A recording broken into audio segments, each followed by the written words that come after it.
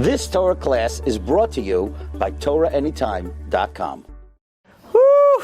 Welcome all our Torah Anytime viewers. I wonder what the people online think right now, right? So the truth is to explain why I'm catching my breath, well, you guys know. First of all, for the people in the virtual world, you all have to give a very, very big thanks to the audience that we have over here because of an error that I did. I can't even hear myself. I think there's like blood going through my ear. Okay, so let me explain. We came over here as I was maybe a minute or two or 10 of a minute late. And when we set up the camera, we realized there's no SD card. There's no SD card, meaning that there's no recording. So there was a question if we should just start the class or if we should go. One person very loudly said, just go. Everyone else could have been, cursing around their breath. I don't know. They're like, come on, it's late already. What are you doing? But it's in all the people in your... I really can't hear it at this here. It's ridiculous. I didn't go underwater or anything. It wasn't triathlon or anything. Okay. All right, anyway, so... Is that weird? I am on so many medications right now because of my allergies and my stuff that's going on over here. And I was running, which just doesn't make a good, combination. Why don't you take a drink? You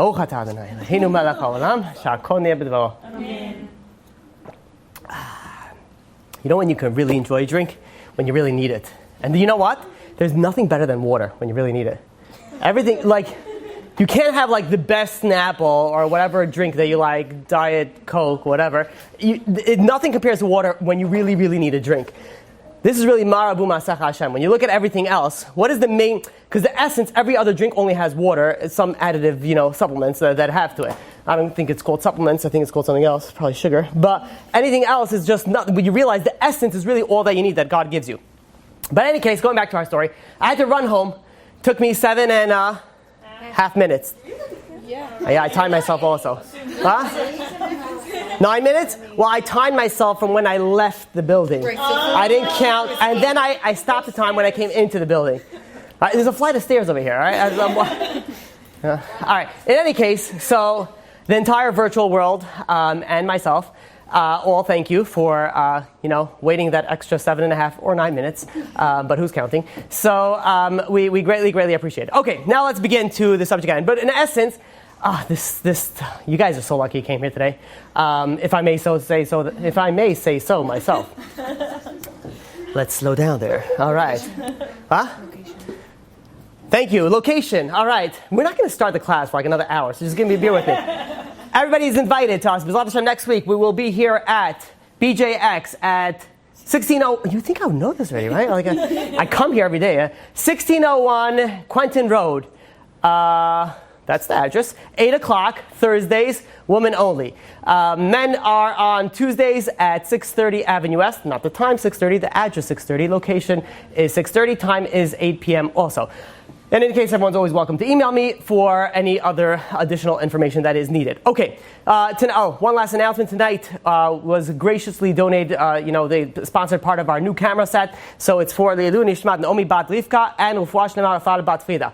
Now we can begin. Okay, now I can tell you how lucky you guys are that you came here. Because really when I was thinking about what to speak about, I go through a few different topics. Because I open up one book and I'm like, okay, I'm going to speak about this. Then I open up another book and be like, this is so much better. And then I open up a third book and be like, what was I doing until now? And then, as the class evolves, so when it comes into, it goes through many, many transformations. And probably, in essence, depends on how much I daven, how much you guys daven. I don't know. This wasn't probably more you than me. It's actually not probably. It's fully more you than me. But when I came across the things that I came across today, I was like, it blew my mind. It really, it took it to a whole nother level. Rosh Hashanah this year should completely transform you. So, I heard this all means. Okay, good. I wonder if those are Sfardim or Ashkenazim. Were those Sfardim or Ashkenazim? That's what I mean. You said I mean? You know what it is? This is what I love about the Sfardim. You just start saying, may God, and they're like, Amen! Yeheshmer Abba! They start giving you a bracha. It's amazing. Ashkenazim, you give bracha by you. You give those brachas by the weddings. Every girl. Every time you go to a wedding, soon by you. And Ashkenazim are like, whatever. Sfardim are like, amen. Thank you so much. I really do appreciate it. And by everybody who needs it. It's something very interesting that you have. The Sfardim are connected like that. We should all learn. In any case, there we go. Okay, so anyway, let's get to the topic at hand. Okay, so now, there's nothing wrong with Ashkenazim. No. Nothing wrong with Sfardim. A Jew is a Jew. Okay, I'm going to get into a way different topic. Sfardim start right now. All right, so Rosh Hashanah. Rosh Hashanah is coming up. This is like the judgment. You know what it means by Rosh Hashanah? Like, I don't think you guys understand. I don't think I understand. Like, I'm telling you to myself, I don't think. I know I don't understand the awesomeness of this day. Do you understand? Imagine you have to meet in front of a judge, right? Judge Thomas, right? He's sitting over there, just waxed his head, really nice. He's got his big gravel going on over there. He's got, everything going for him. And he's coming over there, and he's going to decide for you what your next, just 1 year. What year 1 year is going to be. Are you going to be in prison for that entire year? Don't ask me what you did. That's your own imagination.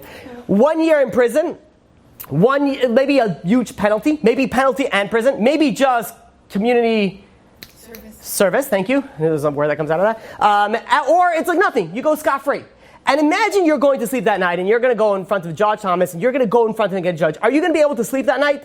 If you're a normal human being, no, you're going to be like so nervous. Like, what's going to be? Like, am I going to be in prison for a year? Am I going to get a fine of $250,000? Am I going to have to do some community service? Am I going to have to just, do nothing? Are they going to give me money? Jews things, right? We always think we're going to get something out of it. See, you realize the severity of what it's going to be if it's just 1 year, what the judge is going to do.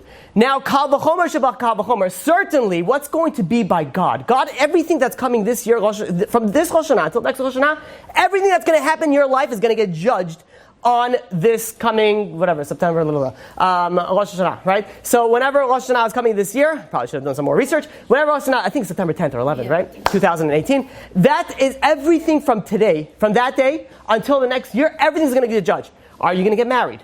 Are you, God forbid, going to get divorced? Are you going to lose someone? Are you going to gain someone? Are you going to make $1 million? Are you going to lose $1 million? Are you going to be healthy? Are you going to be sad? Are you going to be happy? Are you going to be the best? There's so many factors that come into play over here. Now, we don't even think about that for a second. We're like, all right, whatever, Rosh Hashanah, yeah, did the apple in the honey. We go and we're singing the songs, we're dipping the stuff, we're like having a blast. And, and I'm not saying there's reasons for that as well, but do we understand what's going on this day? Do we even begin to fathom the unbelievable, everything is lying on over here. You're going to live or you're going to die is going to be judged on Rosh Hashanah. Does that not scare you? Does that not like start make your heart be like, all right, this is going to happen, like something's going to be, and we don't have to wake up to turn around and see that there are people that were here last Rosh Hashanah that are not here this Rosh Hashanah. And the other way also, there are people that were not here last Rosh Hashanah and they are here this Rosh Hashanah. There are people that had no money, they were bankrupt, they were going to get foreclosed out of their house, they're going to get kicked out of everything, they're going to be on the streets. And this year they're multimillionaires. Do we understand there are people that were on the bridge of divorce and now they're happily married? There are people that thought they gave up on marriage. They said, what's the difference? I am, blah, blah, I don't know, depending whoever thinks they're old over here. Right? Some people think 22 is old, some people think 42 is still young. So whatever it is that you think, okay, I'm already 40 years old. Am I not going to get married? What's going to happen? People that thought like that this year, they could be already having, not only married, they could already be expecting. Do you understand the amazing opportunity that you have over here? I don't think we begin to even fathom the importance of this day. So today, what we're going to try to go to is get to a point. I'm going to share with you a Gemara. And from that Gemara, we're going to try to understand the secrets of maybe, possibly, we can get sort of a shortcut. Everybody likes shortcuts, right? Shortcut's a terrible word because it's incorrect. But let me say the word shortcut. We're going to get like a sort of a shortcut to get a good judgment. Think about that. Think about if I were to give you, imagine you're about to go to Judge, Thomas. I don't know why I picked Thomas. Yeah, you're going to stand in front of Judge Thomas, and he's going to go over there, and a guy comes over to you as you're walking up to the court steps, and he's going to be like, hey, psst, so hey, buddy. He's like, this judge is, he's my brother. He says, I could get you in for, a little something. Would you, well, again, depends on the type of person you are. But I'm saying, imagine you have that opportunity. Assuming it's all legal, it's all kosher. Would you go and take that opportunity? Imagine a lawyer comes into you and says, hey, listen, I have a very, very close connection with the judge. You take me, I'm going to get you scot-free. How much is it going to cost you? $1.99. Right? As in you got a pack of gum, I'm good. That's all I care about. Imagine the opportunity that you have. So, B'ezrat Hashem today, I'm going to share with you that type of opportunity, and I'm not even going to charge you $1.99. Okay? It's all free. All free, all the time. Okay. So, let us begin. There is a Gemara on Rosh Hashanah. The Gemara, there's a Mishnah on Rosh Hashanah, page 16a. The Gemara later explains it on 2 pages later on page 18a. The Gemara says like this. It says, Kol bo'ei olam, all the inhabitants of the world, ovrim lefanav, they go in front of God, kivnei maron. And it says the words kivnei maron. Now, what we're going to go skip 2 pages in the Gemara on the front. I'm going to try to this. There's going to be 3 interpretations. What is the translation of kivnei maron? I'm going to give you all 3. And besides from this class, we're going to learn our lessons from this Gemara. This Gemara is what we're going to branch out this entire class. So the Gemara goes like this. The Gemara says, you know what it means, kivnei maron? It means like sheep going out of a pen, whatever it is that they go out of, right? I think they go in a pen, right? And they go out of that. Now, how does a shepherd count sheep? He can't be like, okay, everybody, stay still, you know? What, isn't that how people fall asleep? Right? Well, you can't count sheep. He can't like be like, wait, you know, Betsy, go back where you're going. You know, you can't count it that way. How do you count sheep? You let them go out of the cage, and one by one you start counting it. This way, you know, you counted this one and then it goes out. You counted this one and it goes out. That is one interpretation. What does it mean, kivnei maron? God judges everybody. Everybody goes in front of God as if sheep are going out of pen, meaning one by one. That is one interpretation. Interpretation number 2. Interpretation number 2 is that it's as if you're going through a narrow pathway, a very, very narrow pathway. Now, when you're going in a very, very narrow pathway, you can only do one at a time. There are some places I'm assuming somewhere in Asia, I don't know, but you know, like you're like literally on a cliff, right? You see all the Asians with the cameras, right? You're going to go over there. You're going. Public truth doesn't mean it's Asia. It means like anywhere in the world. But you're going over there, and you're going through. Did I get into a deep enough hole yet, or should I keep on going? Oh, am I good? Okay. So you're going over there. Nothing again. It happens to be. I have to clarify. All right. So, in essence, really, they're very smart. Why are they very smart? So when you're going on a vacation, I think it's very, very important to take pictures. Because what is the whole point of vacation? To go and relax and you enjoy yourself and you feel calm. Now, once the vacation is done, we tend to have a short memory span, right? Some people don't. Some people have a longer memory span. I'm assuming the people in this room have more of a longer memory span than the people from my gender. But in general, people have a shorter memory span. Now, imagine you have all these pictures. When you're going through the pictures, you're reliving the moments. So you're going on that vacation again without spending that, thousands of dollars. So in essence, it's a very, very smart thing. People shouldn't make, fun of them, or not that anybody was making fun of them, but I'm saying it's a brilliant. It's really very, very smart. Strongly recommended. Okay, so shout out to my Asians, right? Okay. So, in any case, what does it mean a narrow path? A narrow path, when you're going on a narrow path, like I'm talking about a really narrow path, it's only one at a time. You can't like start going buddy and in a one path lane where it's a cliff hanging down. There's nothing to talk about. It's only one at a time. That is interpretation number 2 of the Gemara. Interpretation number 3 of the Gemara is that it's going out like soldiers of King David's army. Soldiers of King David's army, they would go one at a time. The commander would say, okay, you go. The soldiers back then were soldiers, right? Now, like nowadays, commander, I got a boo-boo, like I need to go. They were unbelievable. They were like warriors. They were an army on themselves. We have a whole time we could expand what the soldiers of King David's army, what they were capable of doing. So you have over here, all the Gemara is doing. The Gemara is giving you 3 examples denoting one exact thing. What is that? Single file, one at a time, meaning that God judges you one at a time. Now, I want to share with you something that I read from Rabbi Shimshon Pincus, and I also heard it from Rabbi Daniel Gladstein. If anybody doesn't know who Rabbi Daniel Gladstein is, he's a phenomenal speaker. I strongly recommend. Go to Torah Anytime and go listen to his classes. Unbelievable. Okay, so I'm going to need to do a lot of those. I realize this is going to be a screaming class. I realize that now. Okay, so let me share with you something that I read with Rabbi Shimshon Pincus. So it says like this. He quotes down Rabbi Yitzchak Blazer. Rabbi Yitzchak Blazer asks the questions like this. He asks the question, says, the Gemara just gave me 3 examples denoting single file, one at a time. The question is, if we're all giving me 3 allegories, 3 examples, 3 interpretations of what it means single file, one at a time only, why doesn't the Mishnah, the Gemara, just say, God judges everybody one at a time? Why do we need to have kivnei maron, and then we have to go 3 interpretations, 3 examples? Why do we need all that? So, there's a Gemara in Rosh Hashanah that says that, let's say there's a king that needs to be judged, and there's also the people need to be judged. Who should get judged first? So, the Gemara says, obviously the king. Number 1, it's not kavod, it's not honor to the king to let him out while other people are being judged. But furthermore, if the king gets judged last, that means that the judge is now going to be, you know how you have a judge, let's say he's judging a bunch of cases. In the beginning of the day, let's say he woke up in a good mood, he drank his coffee, he got his good Joe, and he's all in a good mood. The first guy that comes in, he's like, yeah, he did this misdemeanor, he did this felony. He's like, all right, you know what, I'm in a good mood, yeah, I'll go. The next guy does the same exact thing. He'd be like, you know what, okay, I'm in still a good mood. What is going to be after the 10th guy that did the same thing, I think? The judge, the meter is going to go down a little bit. It's going to go closer to the yellow. Imagine what the 100th person is going to be. What about the 1,000? I don't know how long this judge is going to be in court, but imagine you going 1,000. Like, eventually, the judge is going to be like, what's going on over here? How's it going? So many people did so many bad. He's going to get so furious already. All the people's previous problems are going to come and affect the person, himself. Think about your personal day. When you have your day, if you have a great day, you come home, great mood. You're like, all right, let's go. What, let's clean up the house? Sure, I'll do it myself. Yeah, no problem. You come home in a bad mood, someone just looks at you the wrong way, right? There's like steam coming out of your nose and your ears, and you're like, I'm going to gore somebody. You're going to come over, you're in a completely different mood. It all depends on the mood that you had previously on the day. So if the king waits while everybody else is getting judged, then when the king goes in, he's going to be subjected to all the problems that all the other people had. Does that make sense? So now, says Rabbi Yitzchak Blazer, it says that the first group of people that get judged, they get judged in a good mood. They get judged in a better environment. They get judged more leniency, if we can call it that. But the second and third and fourth and so on, as we go further on, they're all subjected to the sins of the people in front. Now let's put that back to what we're dealing with today, where we're talking about Rosh Hashanah, where God judges everybody. Says Rabbi Yitzchak Blazer, says the people that are getting judged first, they're not subjected to the people's sins from later.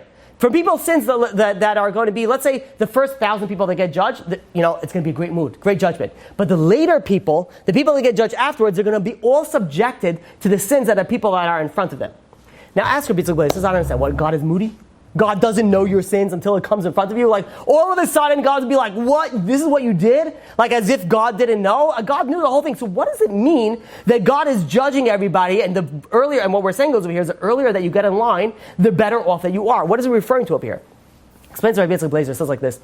He says that God put a certain mercy into the judgment. He said that at least the first batch of people, they would not be subjected to any of the people's sins of beforehand. They'll be like pure, just like me. It's just like there's nothing else that matters into the world other than me and you. It doesn't matter the sins from after you. All we're dealing with what do we have right here, right now. And why did God do this? God did this as an act of mercy. Now, what does this help? Really, God knows everybody's sins. Regardless of where you're standing in line, in Judgment Day, God knows what you did.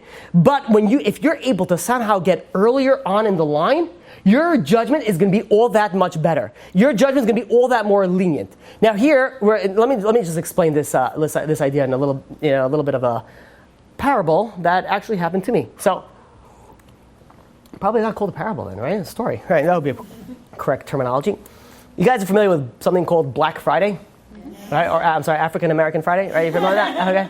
So the idea, what is Black Friday? So when I came back from Israel, my first year, I get it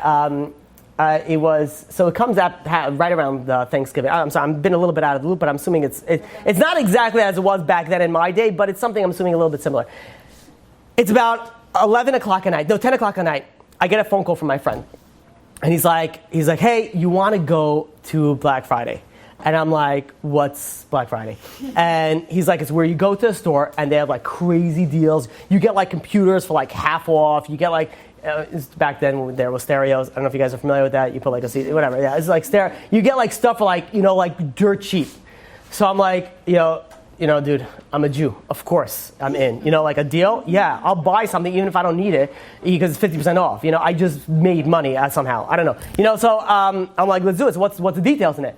She's like, okay. Says the store opens at 5 a.m. I'm out. I'm not waking up at 5. I'm sorry. Like, it's not, like 50% off or not. I'm not waking up. He's like, no, you don't understand. He says, you cannot wake up at 5 a.m. to get the store. You have to get the store there hours before to wait online. I was young and idiotic, so I'm like, go on. I don't know why this was enticing to me, but I'm like, yeah, you got my attention. Waiting online for a few hours, I'm listening. So he says, yeah, you go out there. People are, waiting out line up there. You go over there, and first come, first serve. You get the deals. I'm like, all right, listen. All right, we'll go. We'll hang out. We'll have a good time. Let's do it. What are we talking about over here? We're talking about, wow, maybe 15 years ago. Wow. So, how old am I? What time is it? All right.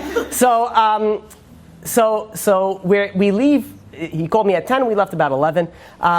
We go p.m. 11 p.m. We go over there. We travel. It was about an hour. You didn't go to sleep. We didn't go to sleep that night. No. We travel over there, and we get in front of the store. And what do we think? We figure we'll get there about 12 o'clock. We'll get there about midnight. Of course no one's going to be there, because who comes here so early? We're Jews, right? We come 5 minutes after the place opens, assuming that we're the first ones. And we get over there, and we're sitting over there, and we're figuring, okay, we'll hang out until, we see some people come, then we'll go and wait in line like everybody else. So we get over there, 12 o'clock, there's a huge line over there already. I'm like, you gotta be kidding me. By the way, it was so cold that I fished out of my trunk some gloves and scarves that thank God I had. And we go over there, I drop the guy, you know what you see? You see a bunch of people online, you're like, all right, I saw somebody pull up behind me, I'm like, go save our spot. Who was it? We were 3 guys. It was me, I had my English friend from London, from Hendon. He is 6'5", built like someone you don't want to mess with. And then I had another friend from Australia. I was the only American there. I had another friend from Australia. Not a small guy. I was the smallest guy there. And I park in front. I'm saying, guys, you're going to wait online. I'm going to pull up the car. I'm going to park the car, and I'm going to meet you there. So I pull up the car. I wait over there. There must have been 40 people already in front of us, And I'm sitting. I pull up over there. It was so cold that we had to take turns. My car was on the entire night because we were warming up. The amount of gas I probably lost money on that thing. But in any case, we were, we had to rotate because our feet were frozen, our hands were frozen. There were people there with tents. There were people, I'm like, how much money are you saving over here? You're coming with a tent? There were people there with those lawn chairs that were sitting over there. Just to explain the crowd that we're dealing with, how do I explain this? Me and my friends, we stood out because of the way that we looked. Is that clear? I think it is clear. We were hanging around with a bunch of, 200 other brothers that, not from the same mothers. So we're sitting over there, we're waiting online, and we're taking turns going in and out. 12 a.m. we get there. 5 a.m. the doors open. And the second the doors open, have you ever witnessed a stampede? I'm not talking about when there's cake opening up and a buffet, I'm talking about an animal stampede. They're this was something I have never witnessed before in my life. There were people that were never meant to be running in the first place, that were running faster than professional players these people just booked. What do you do when you see everybody else running? You run also. Where? I don't know, you follow them. And now, when I'm going over there, we don't know what we're doing. We decided this an hour before we came. We didn't know what was going on over here. We didn't know what we're going to find. We're just looking for, a sale. I don't know where, it's it was an experience. The doors open up, everybody's running. So we're all running. And we're running, and we see there's towers of merchandise. And people are running to the towers. So I also run to the towers. And the time it took me to get from when I saw the tower, you're talking about a tower that was maybe 6 feet tall. By the time I got there was nothing there. So I go to the next tower, and I'm running to the next tower. And by the time I got there, nothing there. And this is probably the 3rd or 4th tower, and I'm like, I did not just spend 6 hours in the freezing cold, and I'm not leaving with anything. I was so I'm like, the next tower that I see, I am getting something. I don't care, if it's a dishwasher that I don't need, I am getting something out of this. I see a thing in the distance. This is where I guess where my size, came in. Because I was I was weaving in and out of traffic over there. I was airborne for quite some time. I don't know, I went vertical for a little period of time. I grabbed the box, no idea what it was. I just grabbed the box, and people tried to pull it out of me. I was like, my baby, it's mine, yeah.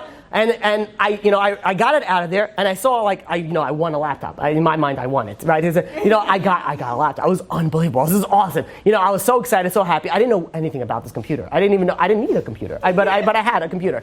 So I get over there, and I find my friends. It wasn't easy. I just looked up, right? And I found my friends, and I'm like, so what did you guys get? They got nothing.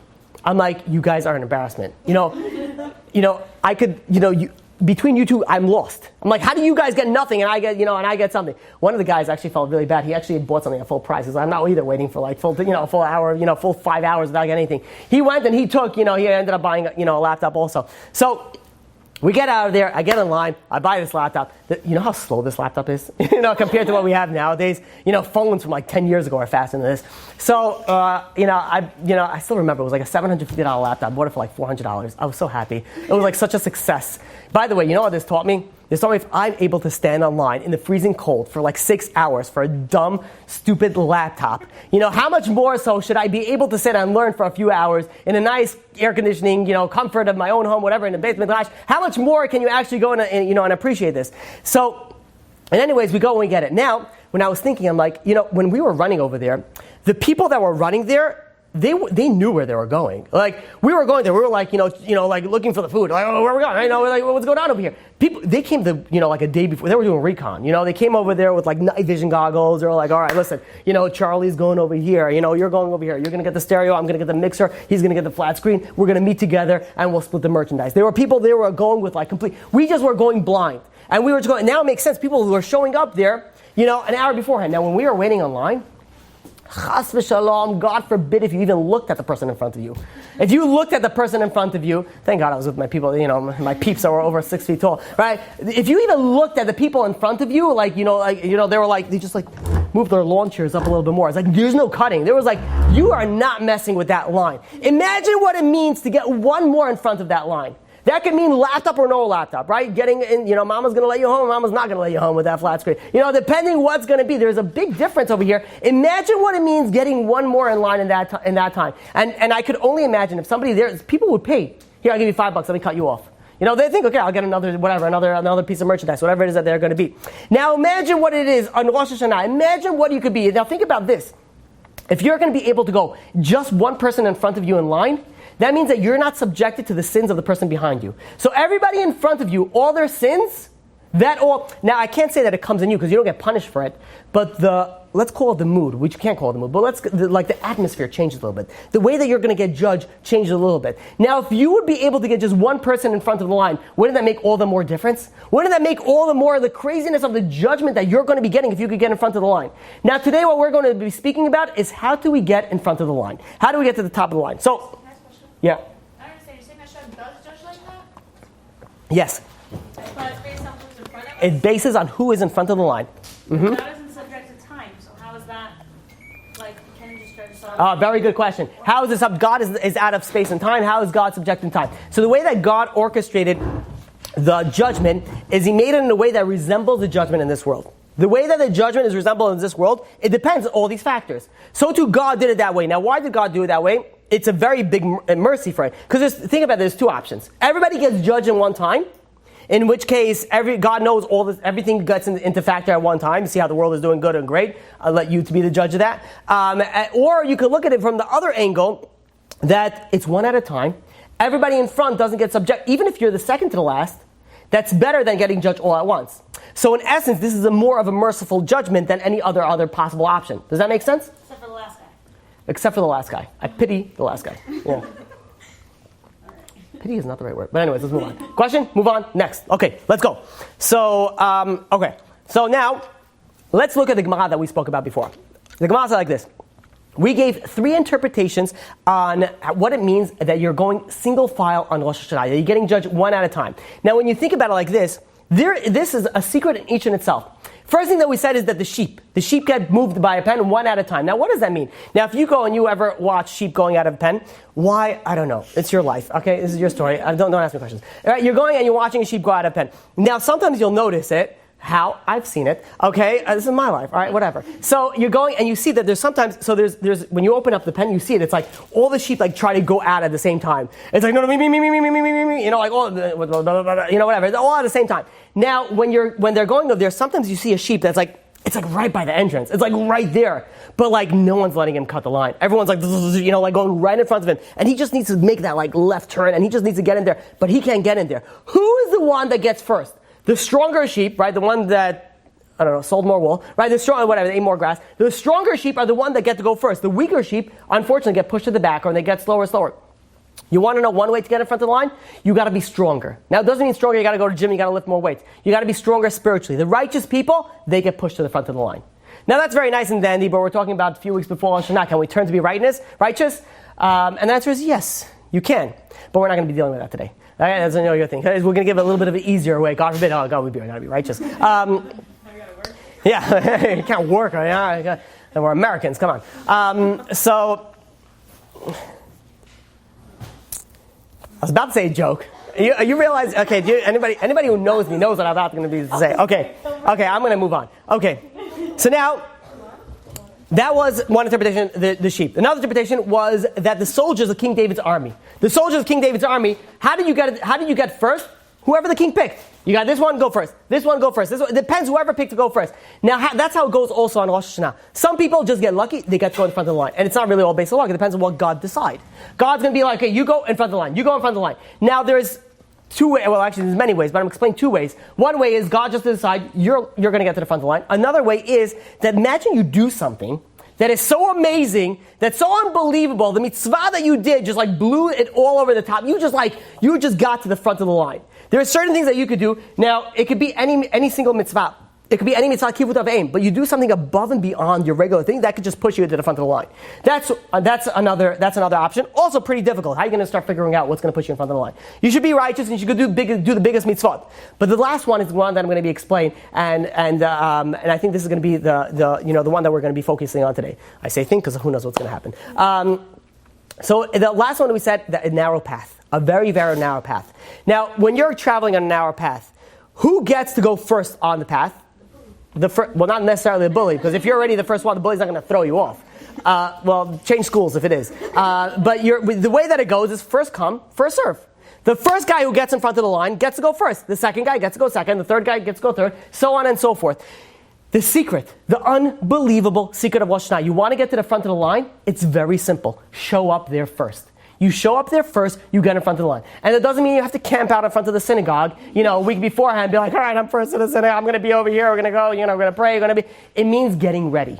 It means getting ready for Rosh Hashanah. How do you get ready for Rosh Hashanah? Anybody?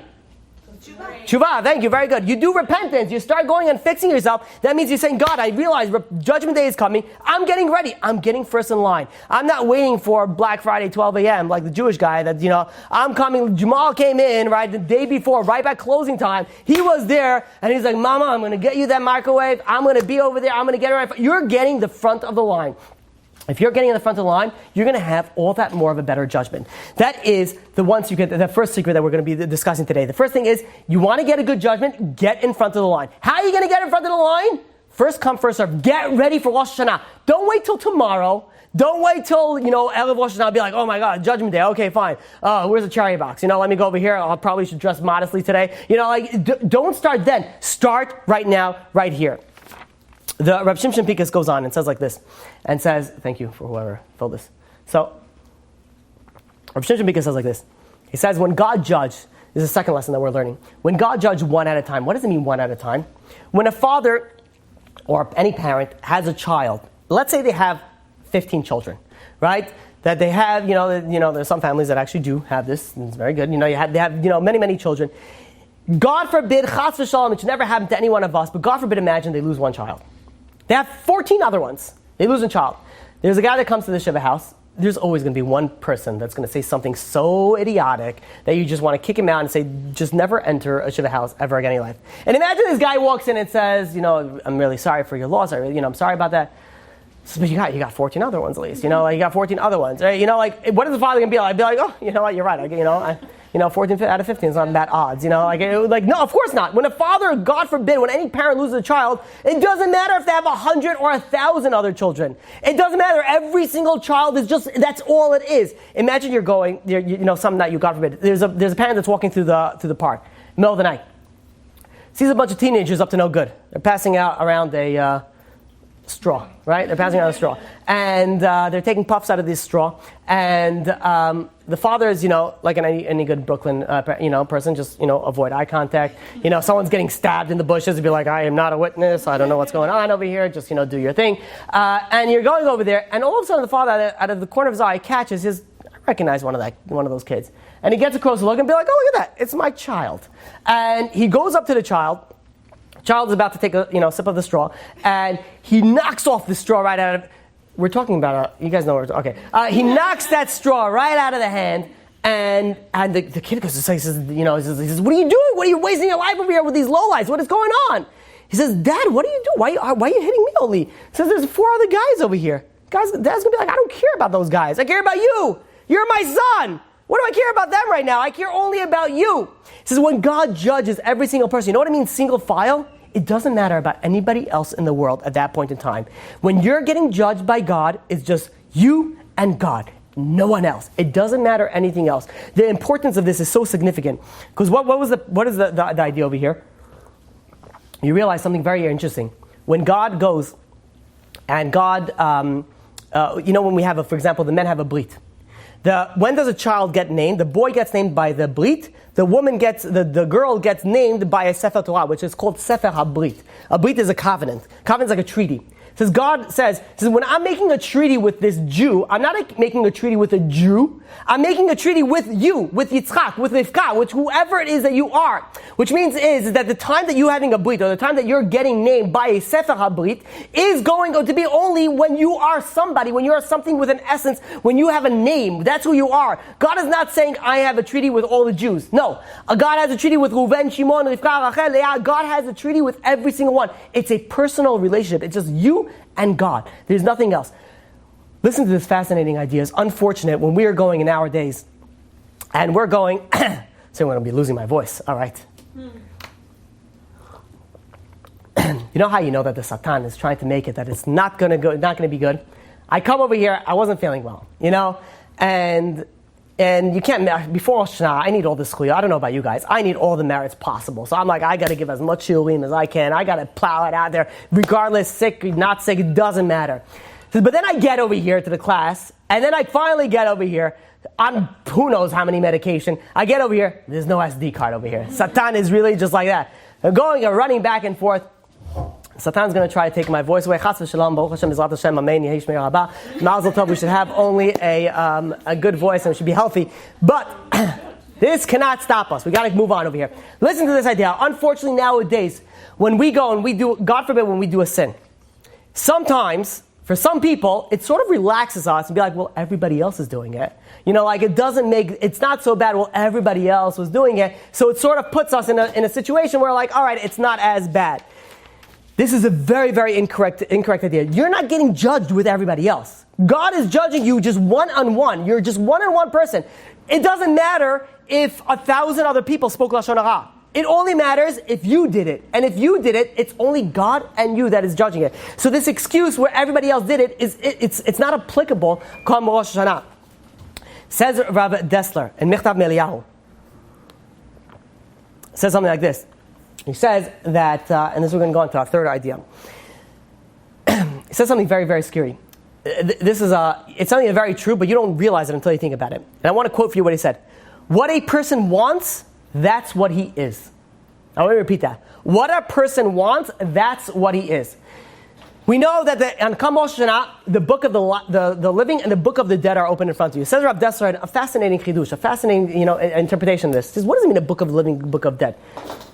In essence, I'll tell you the truth. When I first read this Michtav Meliyahu from Rav Dessler, I wanted to give my entire class just on this topic. But then I read the shimshon pincus and I said, no, I have to give this topic of this. Then maybe we'll do this on a different day. But I want to share with you a brief idea on what Rav Dessler explains over here. He says there are certain people that all they care about is things that are dead. They care about materialistic ideas. They don't care about the spiritual ideas. They chase after things that are not forever. They're not eternal. They're things that are just going to die, things that are materialistic. Those people are considered dead. The people that are alive are the people that are chasing after spirituality, the people that are chasing after the chiyus, the people that are chasing after things that are lasting for eternity. Those are the people that are alive. So it says that God is sitting in front of the books of the dead and the books of the living. These are both people in this world. There are people that are dead in this world, and there are people that are alive in this world, because it all depends on who you are, what you are. He goes and explains the idea of kafakela. Kafakela, we spoke about, and I'm not going to spend a lot of time in this. We spoke about this in our dibukim classes. After a person passes away, if they did many bad things, they don't get to go into the other world. They stay in the in-between stage, and they get flinged from one part of the world to the other part of the world. What does it mean they're getting flinged from one part of the world to the other part of the world? We gave many, many stories about this in our classes on exorcisms and possessions, that when a person goes and a person dies, they still had a foul mouth. They still wanted to do foul things, sins, and they still wanted to do all these bad things. But how? You're in the other world already. You're not alive anymore. You don't have the Satan. You don't have the Yetzirah. How can you be chasing after these? How can you use foul language? And the answer is, it's because who you are. You can't change who you are in the next world. Whoever you are right here, that's it. Comes 120, game over. That's who you are. You cannot change it. You are a jealous person. If you are a person that didn't speak with a clean mouth, you're not speaking with a clean mouth over there. You cannot change yourself. That is who you are. Which means if you are dead over here, you're dead over there. You're spiritually what you are right over here. It says Rav Desser, it says, there are certain people that, let's say they're going and they're trying to spread, Torah, they're trying to spread things. There's an idea of dvarim sheyotzim min halev, nichnasim min halev. Things that come out of the heart go into the heart. And the idea like this is that if you want to sell something, if you want to be a good salesman, you got to believe in your product. If you don't believe in your product, you're not selling anything. Be like, yeah, this is a very good, phone. It's got like a camera that's going to take pictures. It's going to make you look better than you really look in your life. It's got, a good battery life. You can be able to, text and, selfies, do all your things. If you don't believe in what you're selling, you're not going to be able to sell it. If you believe it with a passion, you're going to be able to sell it. And it's not only for spirituality. Of course, it's also for anything. Things that come out of the heart go into the heart. If you're trying to convince someone to be more religious and you don't believe in what you're saying, you want my opinion? Still say it. But it's not going to go into this heart. It's not going to make that effect if you believe something. Because it affects. Things that go out of a heart go into a heart. Why? Because this is who you are. And Rav Desser brings an example from YAROVAM ben Nevat. YAROVAM ben Nevat was officiating a temple that he constructed in Bethel. This was not a temple towards God, it was towards idolatry. And there was a prophet of God that went over to him and wanted to condemn him in the name of God. And while he was condemning him, the temple that the altar that he erected for this idolatry purpose, it split open. This is a story in Malachim, I think it's chapter 13. He split it open. And so it's very obvious that, there's some sort of God's hand going on over here. YAROVAM didn't take that. He lifted his hand up in order to go and to call the people to arrest him, to arrest the prophet of God. And when he lifted up his hand, the prophet, YAROVAM was not able to put down his hand. It was sort of like it just got stuck there. So YAROVAM ben Nevat realized that this is because of what he was about to do to this prophet. So he goes to the prophet and he says, pray for me. And I want to quote you this pasuk. It says, he says, entreat now your God and pray for me. Says the commentator, says the Mefarshim, what does it mean, pray to your God? YAROVAM ben Nevat, a Jew. He said, well, you pray to your God, it's not my God, is that your God? He said specifically pray to your God. And what does it mean? Because he knew that he was doing something conflicting. He was about to serve idolatry. He was about to serve something other than God. So he had to say, pray to your God. So the prophet said, okay, I'll pray to my God. And he prayed to his God, and it says in the end of the pasuk, V'tahika v'rishona. And it was like it was originally, meaning that he was able to put his hand down. But the Mefarshim explained it differently. I want to explain it differently. They add on to this explanation. They say, what does it mean by V'tahika v'rishona? That it was like it was before, it was like it was in the beginning. That after all this, after everything that happened with YAROVAM ben Nevat, after his hand froze, and then all of a sudden he prayed, and he was able to bring it down, guess what he did? After the whole thing, he went back to officiating his temple. After all that, he went back to the officiating temple. You want to know why? Because he said, pray to your God, pray to your God. It was all external. It wasn't anything internal. It wasn't anything that was really changing. We come Rosh Hashanah, and we say, okay, God, I'm sorry, please, Amazon shopping. God, I want to have, please give me this. I need a pool. I need this. And, I need a vacation to the Bahamas. It's been a while. You have a whole list of Amazon shopping that you're going to get. And you should pray for whatever you want. But you're going over there. I'm going to be a better person. But what happens when it is, unfortunately, and even still, it's at least it's something. But imagine how much more powerful it's going to be if we actually internalize it. When we're actually going and say, God, you know what, we're going to be better people. How many people, myself included, do we come to Rosh Hashanah and be like, God, this year, different. New year, new me, getting on the treadmill, and you come on the next year, and guess what? You're 10 pounds heavier, or whatever it is. Like, you're coming over there, and like, what happened? You got to believe in what yourself. You got to you really got to go into it. When you're going and say, don't go and be like, okay, I'm going to become a Rebbitzin right now. I'm going to shave my head. I'm going to go. I'm going to start. Whatever. Do something that you could do, but do it. Do it with a power. Do it with emotion. The idea over here is that when you're coming before God, before Rosh Hashanah, we're doing tshuva. It is a very, very important idea to be true to yourself. Realize who you are. Fake it. It's good. Fake it till you make it good. But imagine the power that's going to be if you're actually true to yourself. One of the biggest pet peeves that I have, I think I have a lot of pet peeves, not one of the biggest, one of them, is that you're coming in front of God. Even before that, like I thought even before. I speak to people that are very, very obviously not religious. How do I know that? They tell me. And I say, how's your relationship with God? So they're like, no, we're good. We got understanding. And then they do something. When they do this, I'm like my heart goes up for joy, and then I'm gonna crush you. So it's like mixed feelings that I have over here. They do something like this. Me and God, they pound their chest twice, they kiss their lips, and they point up to God. I'm like, are you Mike Tyson? Do you just win a fight? No, I like to thank my Lord, for helping me, kill this guy. What is it? I'm like, what are you doing? You're pounding God's heart. Are you God tight? What's going on over there? I'd be like, yeah. Me and God, we have an understanding. I'm like, cool. You keep Shabbat? No. You keep kosher? I'm like, no. Can you please share me this agreement that you have with God? I would like to get in on it. This is unbelievable. I'm like, what do you mean you have this understanding with God? People, unfortunately, and this is all of us, we think that we're good. We're I'm righteous, man. I'm righteous. You're thinking of yourself at such a high level. But if you're not true to yourself, then where are you? If you're fooling yourself, then there's nothing that you can fix it with. You think that you're good, then you're done. And even if you're a very, very righteous person, even if you do everything correctly, there's always something that could be done better. Imagine, and one of the most important things that when you're doing a mitzvah, the emotion, the involvement that you're putting over here. So you pray every day, it's amazing. But how is your connection to God? The connection, the connection that you have to God. Where is that? Are you connected to God? Are you able to? So you're praying, you're modest, you do all these things, but do you have this connection to God? Do you have this personal connection that you can speak with God? And if you don't, then that is something that you should work on becoming this Rosh Hashanah. I think that is something so important, that you can build a connection to God. You're talking to God, you have this connection, you know that God loves you, you have emunah, bitachon. There's so many factors that come into place over here. And if not, how many things do we have to work out? We have to work on our anger, our humility, our modesty, the things that we listen to, the things that we see. The list goes on and on. All we have to do is open our eyes and realize what it is that we have to do to get ready come Rosh Hashanah.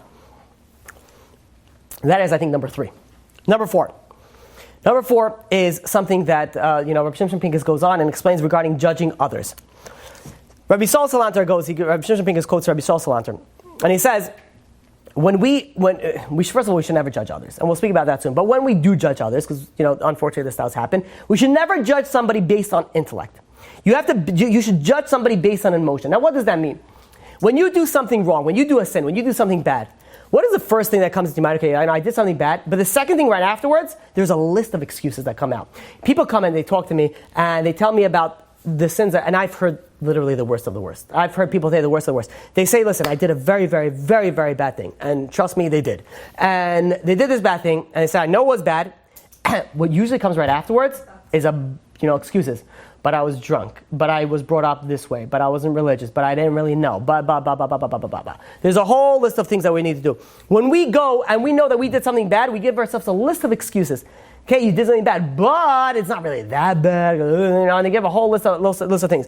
The way that we judge ourselves, that's the way that we're supposed to judge others. Just like you give yourself excuses for everything bad that you do, you see somebody else do something bad, give him excuses. Give her excuses. Okay, maybe she doesn't know, maybe this. Give her excuses just like you. There's a mitzvah in the Torah. There's a biblical commandment that you have to love your friend like yourself. What does that mean? Just like you give excuses for yourself, give excuses for your friend. I'm not saying that you should give excuses for yourself, but let's talk realistic of what's going on over here.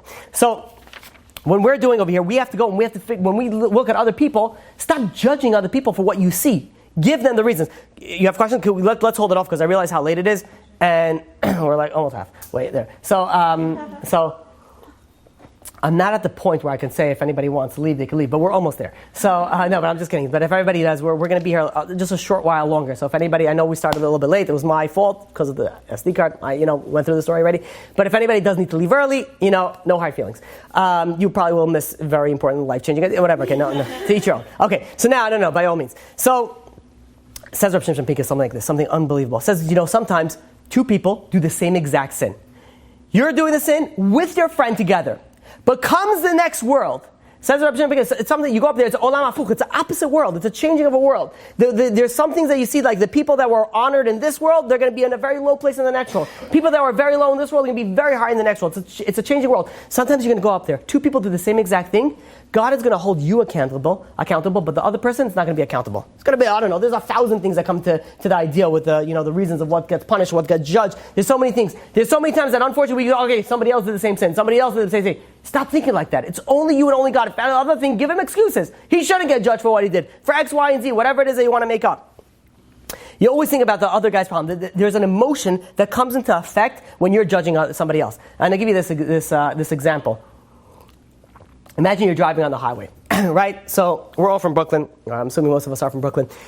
When we drive on the highway, we think that the highway belongs to us. Everybody else is visitors. They're guests coming onto our highway. And so when you're driving on the highway, God forbid, may God have mercy on this soul if someone, God forbid, cuts you off, right?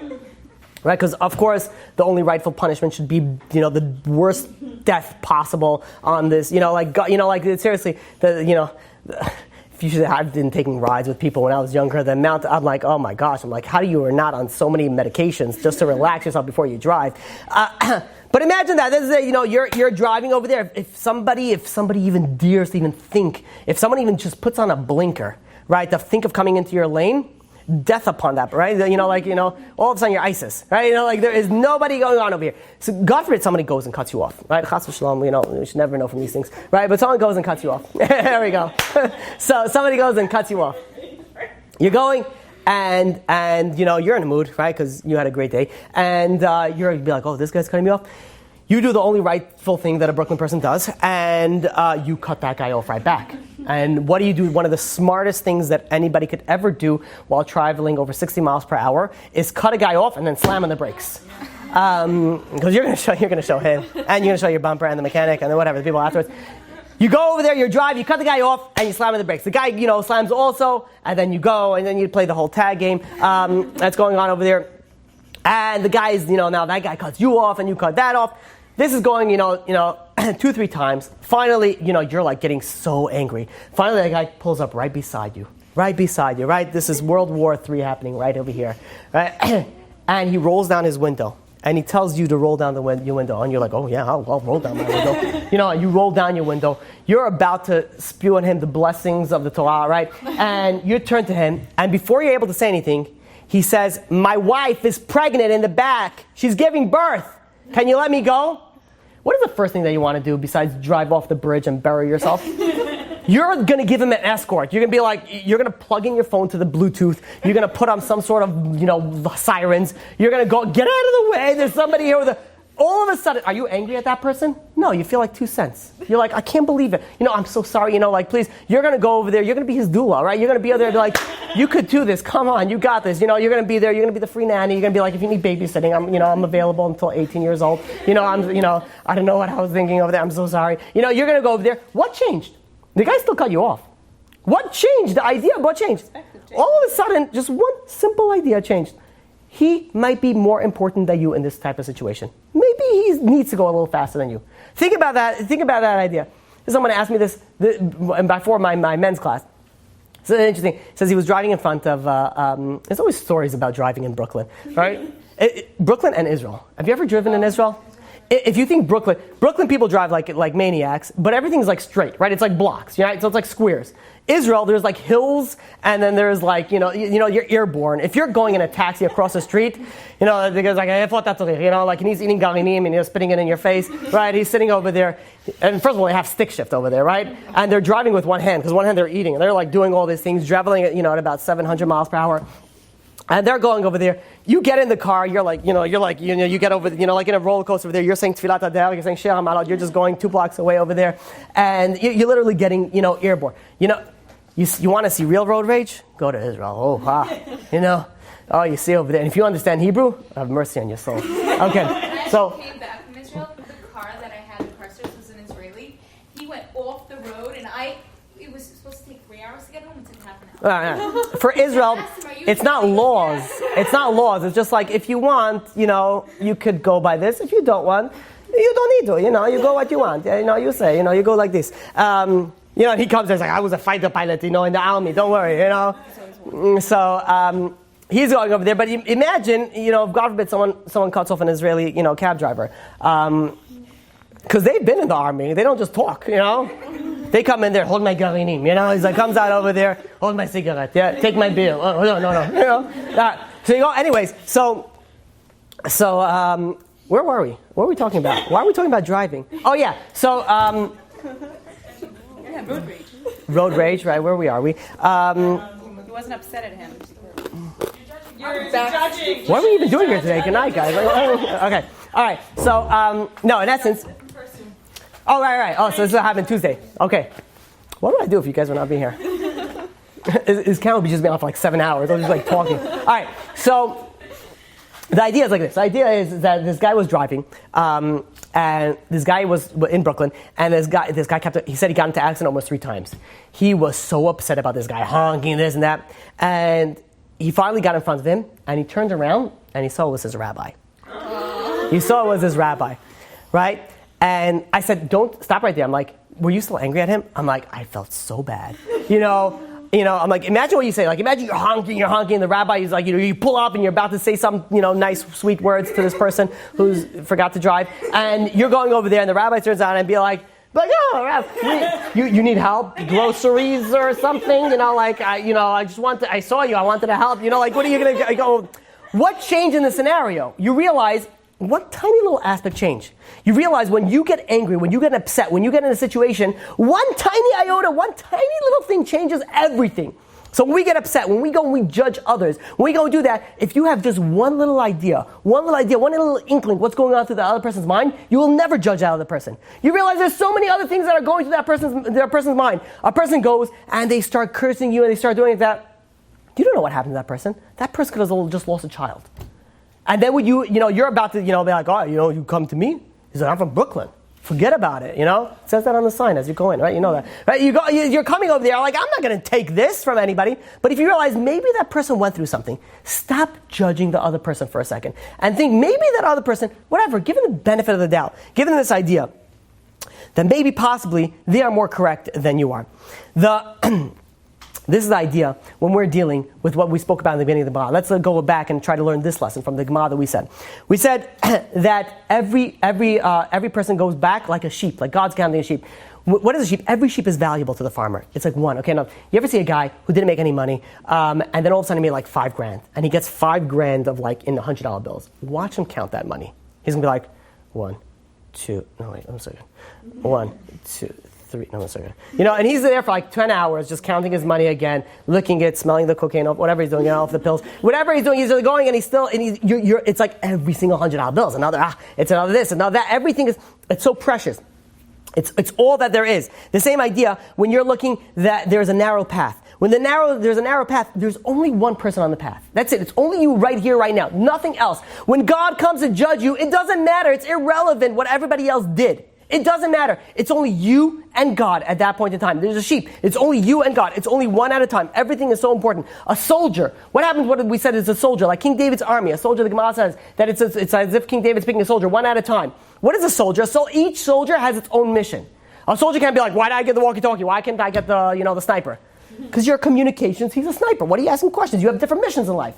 Unfortunately, there are people in our lives that this person may appear more successful than this one. It's different missions. This person got married before this one. It's a different mission. This person had a child before this one. It's a different mission. People have different missions in this world. Stop judging yourself compared to others. Stop going and looking at others and be like, okay, if that person did this, then I can do it. Okay, that person, stop. It doesn't matter. It doesn't matter anybody else. It only matters between you and God.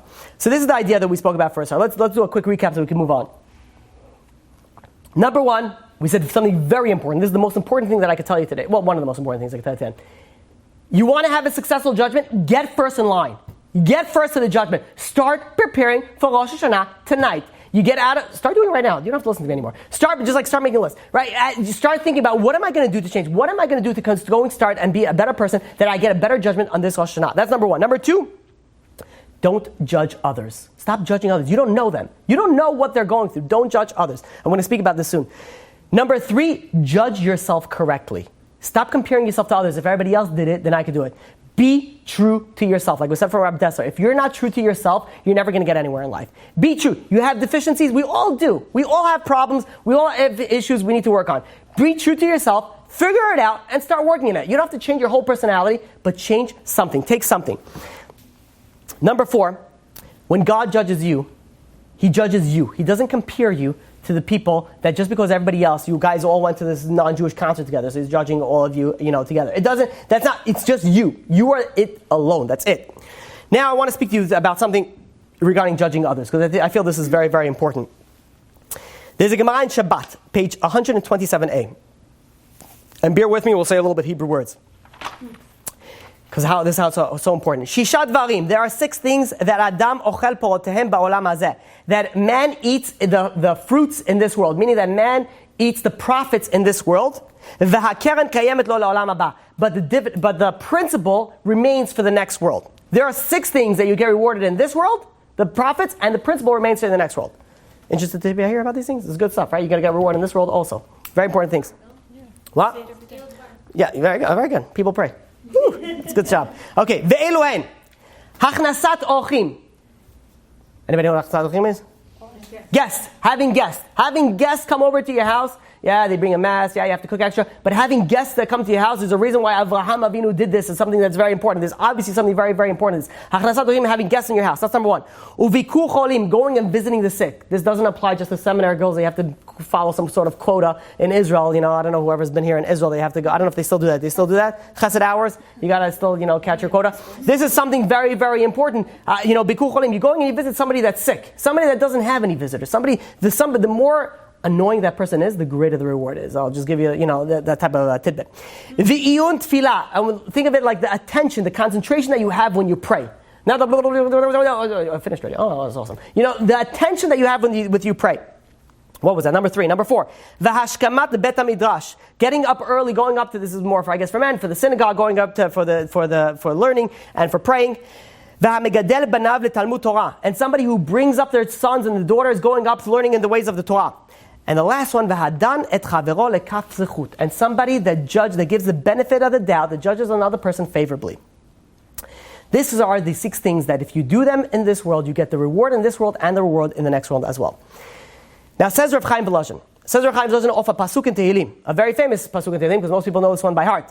Hashem shomrecha, Hashem tzilcha al yad yiminecha. Kuf chaf aleph. Tehillim, Psalm number 125, verse 5. What does it mean over here? Hashem shomrecha, Hashem tzilcha al yad yiminecha. God watches you. God is your shadow by your right hand. Now, God watches you by your hand. Okay, we all get that. What does it mean God is your shadow? What does it mean a shadow? When you're looking at a shadow, there's no shadow over here, whatever. Looking at a shadow mimics everything that you do. Exactly that you do. If you don't, get off whatever drug you're doing, because a shadow should be mimicking everything that you're doing.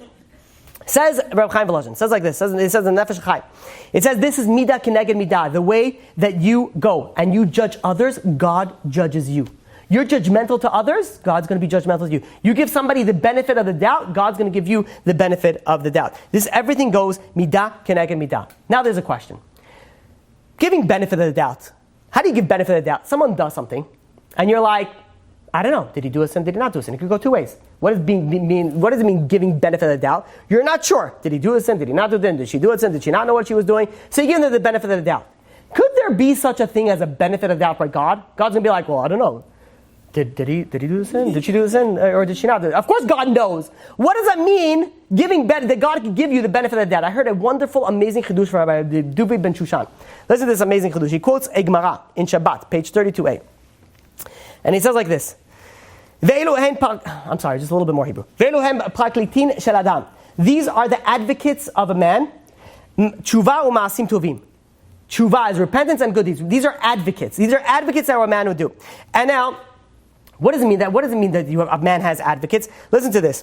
It says, I really want to say it in Hebrew. I'm going to have to. Okay, I'm sorry, I apologize. But I don't want to apologize. You're Jews. You should do this in Hebrew. Listen to this because it's more emphasized. You're saying Hebrew. It's like imagine I speak Arabic and then I translate it and then whatever. Okay. Va'afilu tisha me'ot v'tishim v'tisha melamdim alav chova. If you have 999 angels that are saying this guy is wicked, this guy deserves to be punished, this guy is bad.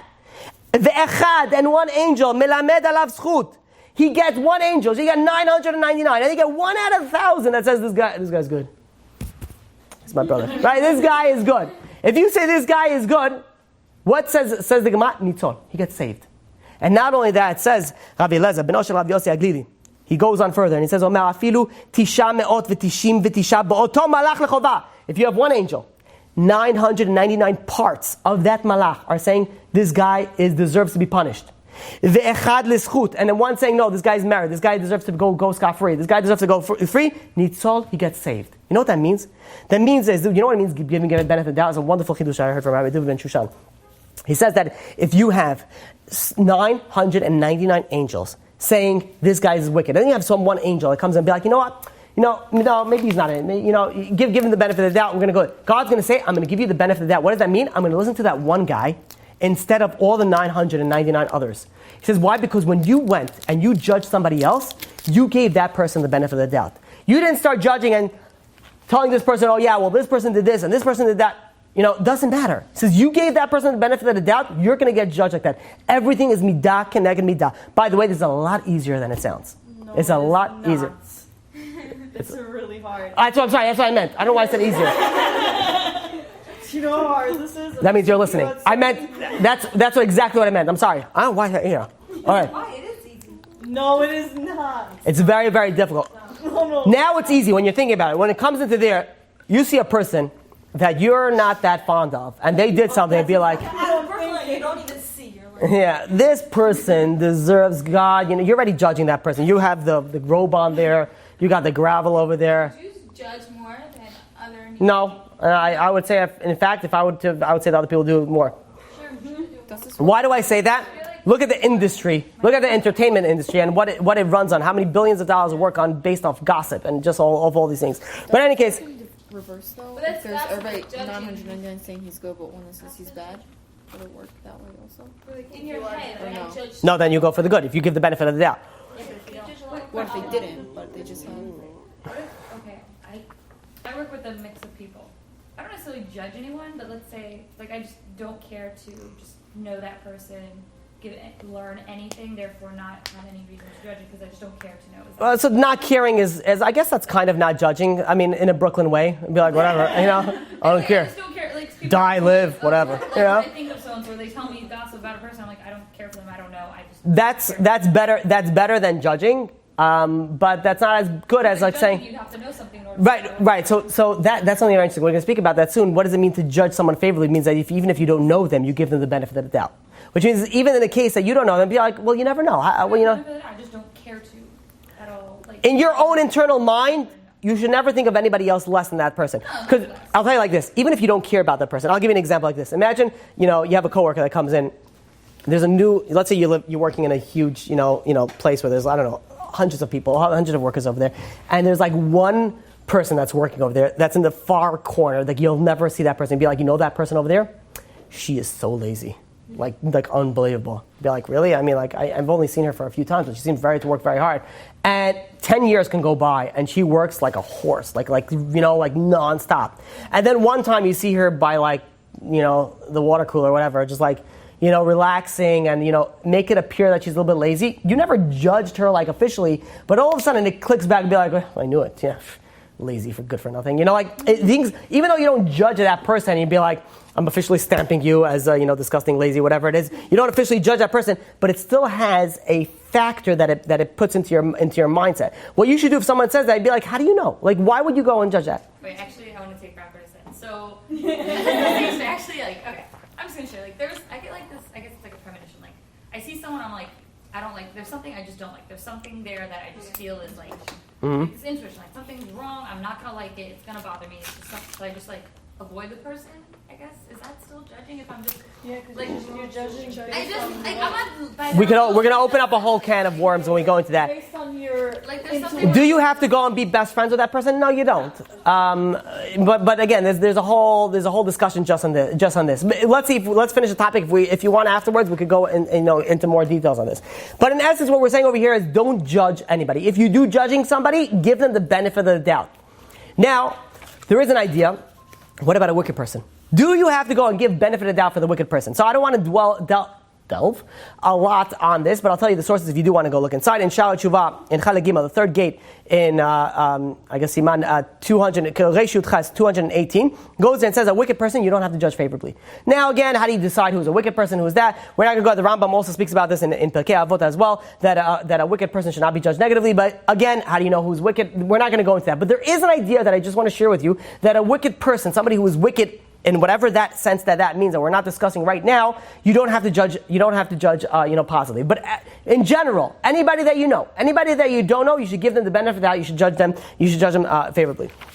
There was a story that was in Israel that there was a person that was, had a simcha coming up. And, oh, by the way, this is the time where I would say if anybody needs to leave, please go and leave. We're going to be here a short while more. I'm sorry, my deepest, sincerest apologies. Okay, I said my spiel, now we can go on. This person was having a wedding, and his daughter was getting married, but unfortunately he didn't have any money to pay for the wedding. And he was very involved in the community, and the people felt very bad, so they started also trying to raise money for the wedding. The wedding in Israel is not just a wedding, they also pay, especially if they're learning, the boy's going to learn in kollel, you got to pay, help pay for the, for the down payment for an apartment, so on and so forth. The bills there are very, very high.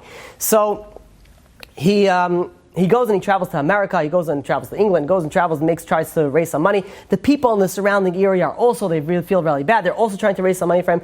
He comes back, Baal Shem, he's able to make money, enough money to pay for put a down payment on the wedding hall. He goes to the wedding hall and he says, I'd like to make a simcha over here on this and this date. And he puts down the deposit, says, the owner of the hall says, what's your name? He tells him his name. And the owner of the hall says, are you by any chance related to so-and-so, same last name with a different first name? He's like, yeah, that's my father. He says, that's your father? He says, your father, did he live in a certain place in Poland? He's like, yeah, that's my father from that town. He says, your father saved my entire family from the Nazis, from the Holocaust. He says, I've been searching high and low to repay my benefactors. The reason why I'm still here is because of your father. He says, the wedding is on me. He says, you're paying nothing. This is my payment back to you. On one condition, you can't tell anybody. He says, this is my payment to you. He says, Baruch Hashem, this is amazing, unbelievable. He says, thank you very much. And, and he goes home. A short while later, the wedding is happening, and he goes into the wedding, and all the guests also come into the wedding. This guy owned the entire hotel over there. He gave them the biggest ballroom that he has. He didn't spare any expense. He's talking about like a 17-piece band orchestra, flowers, tens of thousands of dollars. The food there was a 7-course meal. It was unbelievable. All the guests from all Israel, they come in over here. What is the first thing that they're thinking? So look at this guy. He says, we raised money for this? Why did he need 3 trumpets for? Right? What 2 violinists? What do we need all this stuff? This is what, chutzpah over here. They started judging him. He says, look at this person. Look at what this person did. Look at all these things. And they went, and all of a sudden, they gave him a mazel tov, but it wasn't a mazel tov. It was a different type of mazel tov. Huh? True story, yeah. And a few days go by, and this person who made the simcha, who made the wedding, he goes to the rabbi and says, Rabbi, you got to help me out over here. He says, I don't know what to do. He tells him the whole story. He says, I know why people walk across the street, they don't even talk to me anymore. They think I took their money and I, just splurged it on the wedding that they worked so hard and collected. He says, and he told him, this is the true story. This is what really happened. The rabbi says, don't worry, I'll take care of it. The rabbi calls the people, goes into, to the synagogue, and he announces the whole story. He says, and he announces the entire story. Imagine what those people are thinking about. The people that went and gave him, the stinky eye. They gave him the look about like, he didn't do anything. When he goes out to them, he says, listen, I was just as surprised as you were when I walked to the wedding hall. I wasn't expecting this. He says, look how quick we are to judge when we didn't even know what the other person is going through. We don't know all these things. If the people would even stop for a second and think what the other person is going through, you don't know anything. You don't know anything about yourself. Forget about other people that you don't know anything about. There's a Gemara, there's a pasuk in Vayikra. Chapter 19, verse 15. It says, B'tzedek tishpot amitecha. With righteousness, you should judge your fellow. How do you judge someone righteously? What does it mean that you judge someone righteously? The Gemara in Shavuot goes and explains. It says, if someone's doing an action that it can be interpreted either positively or negatively, judge him righteously, give him the benefit of the doubt. This is the idea of that, we say in Pirkei Avot, Havidan et kol adam lekaf zechus. Always give somebody the benefit of the doubt. You don't know how far that's going to actually go for you. The Mishnah Pirkei Avot goes on, different Mishnah. It says like this. It says, "V'al tadin et chavecha ad shetagia lemkamo." You're not allowed to judge your friend until you reach his place. There's a saying in English that don't judge somebody else until you walk a mile in his shoes. There was a comedian that said, he says you can't judge somebody else unless you walk a mile in his shoes. He said, if you walked a mile in his shoes, then why are you judging him anymore? You have his shoes and he's a mile away, so there's nothing to judge about anymore. So when you're going and when we're thinking, you can never actually, and honestly, you can never judge a person because you don't know what the person is going through. You're not in his shoes. You don't know what's going on over there. You know the situation. There was a teacher that was trying to teach a boy. One of his students, I don't know, 4, 5, 6 years old, simple mathematics. And he says, hey, Johnny, he says, if I give you 2 apples, and then I give you another 2 apples, how many apples do you have? So Johnny's looking and he says, 5. And the teacher says, okay, Johnny, I'm going to give you 2 apples, and he points out 2 fingers. I'm going to give you another 2 apples, pointing at another 2 fingers, and puts the fingers together. How many apples are you going to have? Johnny looks at the fingers, and he says, 5. So the teacher says, okay, listen. I'm going to give you 2 candies, and then I'm going to give you another 2 candies. How many candies are you going to have? Johnny looks at the fingers, and he says, 4. And he's like, yeah, okay, good. I'm going to give you 2 strawberries and another 2 strawberries. How many do you have? Johnny looks at the fingers. He says 4. He says, okay, we're on a cycle here. Johnny, I'm going to give you 2 apples, and then I'm going to give you another 2 apples. How many apples do you have? Johnny says 5. The teacher says, where's your parents? What's going on over here? How could you be if I give you 2 candies, and I give you another 2 candies, and you tell me you have 4? I give you 2 strawberries and another 2 strawberries, and you have 4. How could it be I give you the same amount of apples, 2 and 2, how could you have 5? Johnny says very simply, he opens up his backpack, he takes out an apple, he says, I already have an apple.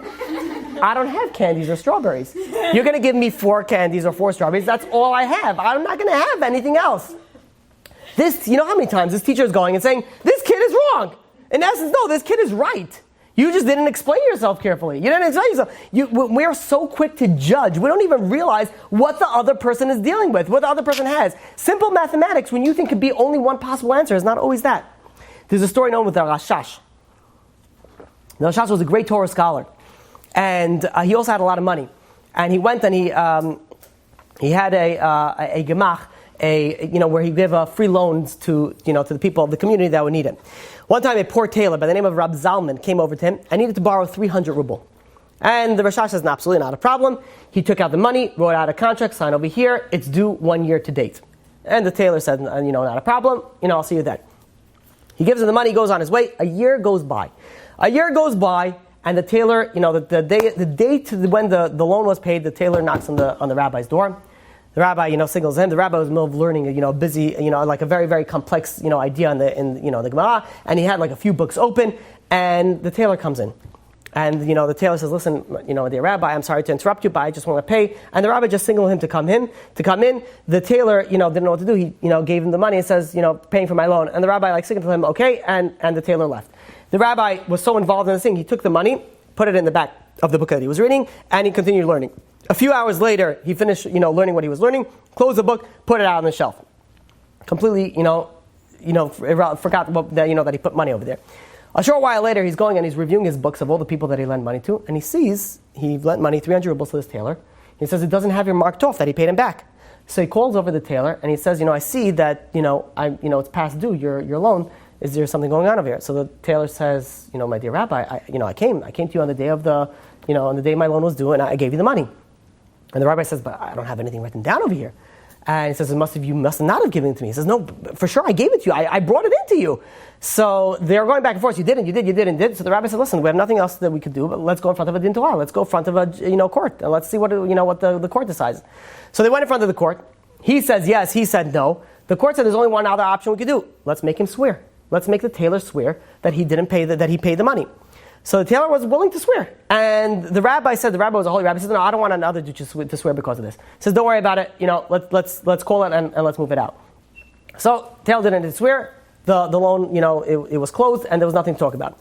But what happened? The word came out on the street. People started talking. He says, the biggest rabbi in the town, he brought the tailor, and the rabbi said yes, and the tailor said no, or vice versa. Who do you think the people are going to listen to? People are going to start judging and say, listen, the rabbi is obviously right. The tailor, did some sort of scheme, try to get out of the money. So people stopped bringing in business. And people didn't want to associate with him anymore. Look, if he wants to cheat out of the rabbi the money that he's giving him to loan him, this whole thing is going to ruin it for everybody. They gave out all these excuses in their mind. And slowly, nobody wanted to do business with the tailor. No one wanted to have anything to do with the tailor. To the point was that the tailor had to get up and leave town. He had to pack up his stuff, sell his house, and move to a different town. He moved to a different town and he started trying to build his life anew. A short while later, the rabbi was going through a similar complex sugya that he was dealing with in a previous, previous while back, and he had to open up the same book that he opened up when the tailor paid him back the loan. And he opens up the book and he sees the money fall out, and he starts thinking, "He says 300 rubles. Where does this come from?" And he starts putting everything together. Started looking, and he starts realizing he remembers all of a sudden the tailor actually did go and actually did give him the money.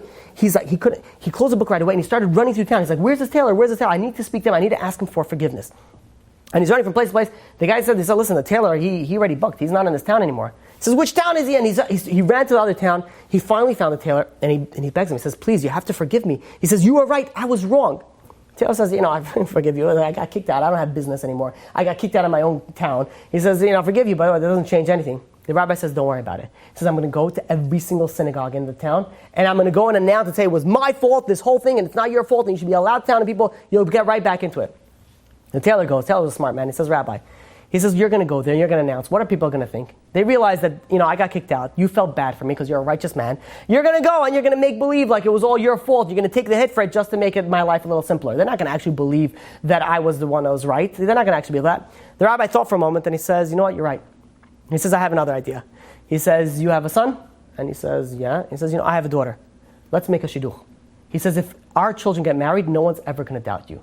No one's ever going to doubt that you're right and I was wrong. And by the way, making a shidduch with a big rabbi back then meant a lot more than making a shidduch right now, in our days. Back then, if you are the wealthiest man, in the world, and you are, Jewish and religious, what type of boy did you want for your daughter? You wanted the biggest. You go to the yeshiva and you say, give me the best boy that you have over here. I'm taking care of everything. He's going to be learning for the rest of his life. He doesn't have to worry about working. He's going to be the biggest Talmid Chacham. This is what it was. This is the rabbi, the chief rabbi of that area. He's going to go and marry off to a simple tailor's child. Because that's what it meant to get him to forgive him for all the judgment that other people did. That all the people that people judge. Now when people people don't realize, people went and they judge his tailor. Of course he's wrong. How do you know? How do you know this person's wrong? Who are you to judge? How can we be anybody of anything that we could say, yeah, you're wrong and you're right? You don't know what goes on through that person's life. There was once a guy who went on a date. The shadchan was going in, this guy was getting a lot of dates. And somebody needs to wake up. Okay, so there's a guy. The guy was going on, and the shadchan woke up. He says, "Listen, this girl is unbelievable. She has got good midot. She's beautiful. Everything that you want, good family, good yichud, everything that you want, it's all in this girl." He says, "You got to go out." The guy's like so excited. I was like, "Awesome, let's do it." Set it up. They go and they set it up, and he goes to pick up the girl, and he goes into the house, and he goes and meets the parents, and then he comes out back into the car. She comes into the car. He goes into the car. The second that he sits down in the car, he realizes a little bit of a scent. That's not the new car smell that he's used to. Smells not that good. And he's like, all right, maybe, something. I don't know, whatever it is. Making excuses. He gets to the restaurant, wherever he's going, and the smell is still there. And he's like, this, it's like, this unbelievable. He says, who's going on a date and doesn't take care of the smell?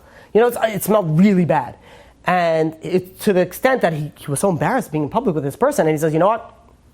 He's cutting the date off early. He said, I can't believe, she was pretty, she was very nice, but he couldn't concentrate. The smell was so overwhelming. He brought her back into the car. The smell came with it. He's like, this is unbelievable. He walked her back to the house. He's like, I can't believe. He is thinking, I'm going to get on this shadchan and this matchmaker's, you're telling me this girl, I don't know what happened, who knows what she ate before. What's going on over here with all the, the sense that's going on over here? How could you even, what am I so bad that you had to set me up with this? He says, it was so bad that even when I got back into the car, the smell still lingered on.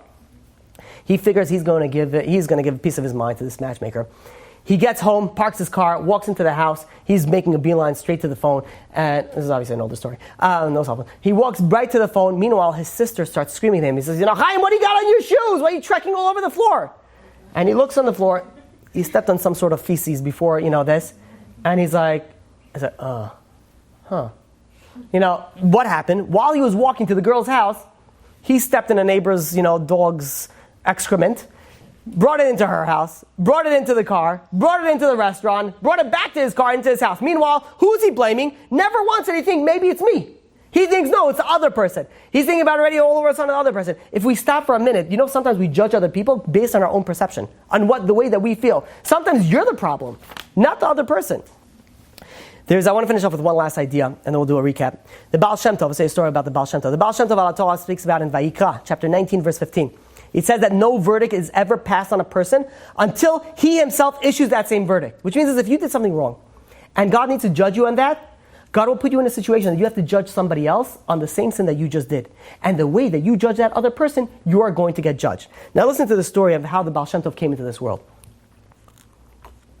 The Baal Shem Tov, his parents, Rabbi Eliezer and Chana, last name was not Baal Shem Tov, they were very, very big in hachnasat orchim. very big in welcoming guests. So much so that they would send their servant out and they would go, excuse me, they would go, and if anybody Jewish, anybody remotely looking Jewish, bring him to the house. We're going to go. They received guests like no one's business. If a poor person came into their house, when the poor person came, first thing they did is like, here's some money so you can be able to relax. Now you're going to come in, you need a shower, you need to eat, you need to sleep. Whatever it is you need to do, you could be right over here, full service, 5-star hotel. And this is what they did nonstop. And they would have very, very righteous people come to their house who are very, very big in achnasat ochim. Now, in heaven they saw this and said, listen, look at this level of achnasat ochim. Look at this unbelievable mitzvah that they're doing and welcoming guests. We got to pay them. The Baal Shem Tov's parents did not have children until a very, very old age. And they said, we got to pay them. So they said, okay, listen, we'll pay them, but we have to test them first. As we know, many times or often in life, before we get a promotion in life, we get tested. So Tzaddik HaKohen, if I'm not mistaken, says this as well. Before you get a big promotion in life, you get tested. And the Baal Shem Tov's parents were about to get tested. So it was one Shabbat, and they're sitting over there. They had a whole big table full of guests, big holy people sitting on their table. Meanwhile, a beggar walks in. Now this beggar was very, very obviously violated the Shabbat. He traveled on Shabbat, very obviously doesn't keep Shabbat. He came over there. The Baal Shem Tov's father saw him. He stood up. He says, I have a guest. He comes over to him. He says, Shalom Aleichem, gives him a warm welcome. He says, please come sit down. He puts up a chair right in the front. He says, you're going to sit right next to me, my honored guest, please. He says, stay until after Shabbat. I'll give you money afterwards. Don't worry about it. Everything's going to be okay. Sit over here. And they brought him food, and he gave him unbelievable amount of honor. Now, the people around the table, they were looking at him, and they were saying, look at this guy. This guy's not a mechalel Shabbat. Somebody who desecrates Shabbat is considered like a non-Jew. You're giving him so much honor. And the Baal Shem Tov's father saw that, what was going on over there. He said, listen, my house, my rules. May say it a little bit differently, but the gist of the story. And after every meal, he gave him the highest honor, sat him right in the front, anything that you want, anything to this, and he says, please wait until after Shabbat, and he says after Shabbat, maybe eat Milav Malka, maybe stay till the next night, did everything that he possibly can to keep him and give him the best possible services he can. When he was about to leave, he says, the Baal Shem Tov's father says, listen, I promise you some money, here's some money, and I want to walk you out. I've got to go and part of welcoming guests is also walking them out. And he walked them out a little bit. And this poor person, as he's walking out, he's far away from his house. He turns over to the Baal Shem Tov's father and he says, "Listen," he says that you should know that I am not from this world. He says, "I am actually Eliyahu Navi, and I was sent to test you from the next world." And he says, "You pass the test," and he says, "You're going to have 9 months, a year from today, you're going to have a baby boy, and this boy is going to be a light up to the world, and you'll name him Yisrael." And 9 months later, he had Yisrael, which later learned to become the Baal Shem Tov. The Baal Shem Tov came into this world from the idea, and this is what the Baal Shem Tov teaches so strongly, never judge. You don't know what that person is. You see so many things. You don't know anything. When you realize that, there's no reason to judge. There's always going to give the benefit of the doubt. You know the power that you have over here? Everything that happens is measure for measure. You're coming on Rosh Hashanah. Rosh Hashanah is Judgment Day. This is a day that you're going to get judged of what's going to happen your entire year coming from date to date. You're going to come there and God's going to be like, listen, you give everybody the benefit of the doubt. I'm going to have to give you the benefit of the doubt. I'm going to have to give you the best judgment possible. You give everybody the best judgment possible. Can you imagine the power that you have in your hands? From now until then, just start going through your phone contact list. I judge you good. I judge you good. Or I don't judge you at all. Whatever it is that floats your boat. But whatever it is, when you give somebody the benefit of the doubt, first of all, you feel different towards these people all of a sudden. You don't have this anger, this animosity toward these people anymore. This is the power of judging others favorably. So let's now go and do a recap, and we're finishing off with this. We spoke about quite a few different ideas. Number one, we spoke about getting in line first. How do you get in line first? Get ready for Rosh Hashanah first. Start working on yourself, getting ready the tshuva now. Don't wait, getting ready, stand on line first. First come, first serve. You get judged better. Number two, we said don't judge others. And number three, we said that with the way that you judge yourself, be true to yourself. Give excuse for other people. When you're working on yourself, don't put your self-esteem down, don't bring yourself down to depression, but be honest to yourself and realize what you have to work on. Now, I want to share with you a personal chidush and how I understand this Gemara. Remember the Gemara that we started off with? And I like to plug in everything that we just said in that particular Gemara. We said in Rosh Hashanah, page 18. The Gemara says like this. It says everybody passes in front of God, kivnei maron. What does it mean, kivnei maron? We said number one, like strong sheep. What do we mean by strong sheep? The people we said that are strong spiritually. They get to go in front of the line. What's another little interpretation that we can maybe give a little chidush for? The people, when you're looking at other people, always judge them as if they're the strong sheep. Always judge them as if they are righteous. You're going to judge them if they're righteous, you're going to have a good judgment. That's number one. Number two, regarding a soldier. What is a soldier? We said the soldier is King David. The king sends, you're going to go here, you're going to go here. What is it based off? Every soldier has a different purpose. Stop judging yourself compared to other people. Well, he also did that wrong. Well, she also did that wrong. That's irrelevant. You have one job. You're the sniper, you're the communications, you're the whatever it is that you are, that is who you are. What is the idea that we can learn from the soldier? The reason is that realize who you are. Be true to yourself. Stop comparing yourself to other people. For good, yeah, but for bad, just because he did something wrong or she did something wrong, don't pull yourself short and saying, okay, we're on the same boat, and we'll both go, we'll both be in hell together. That's the worst thing that you could possibly say. Everybody is your own. You have your own mission in life. Judge yourself appropriately. You're the communications person, be the communications person. Whatever it is that you are, you need to be. That was number two.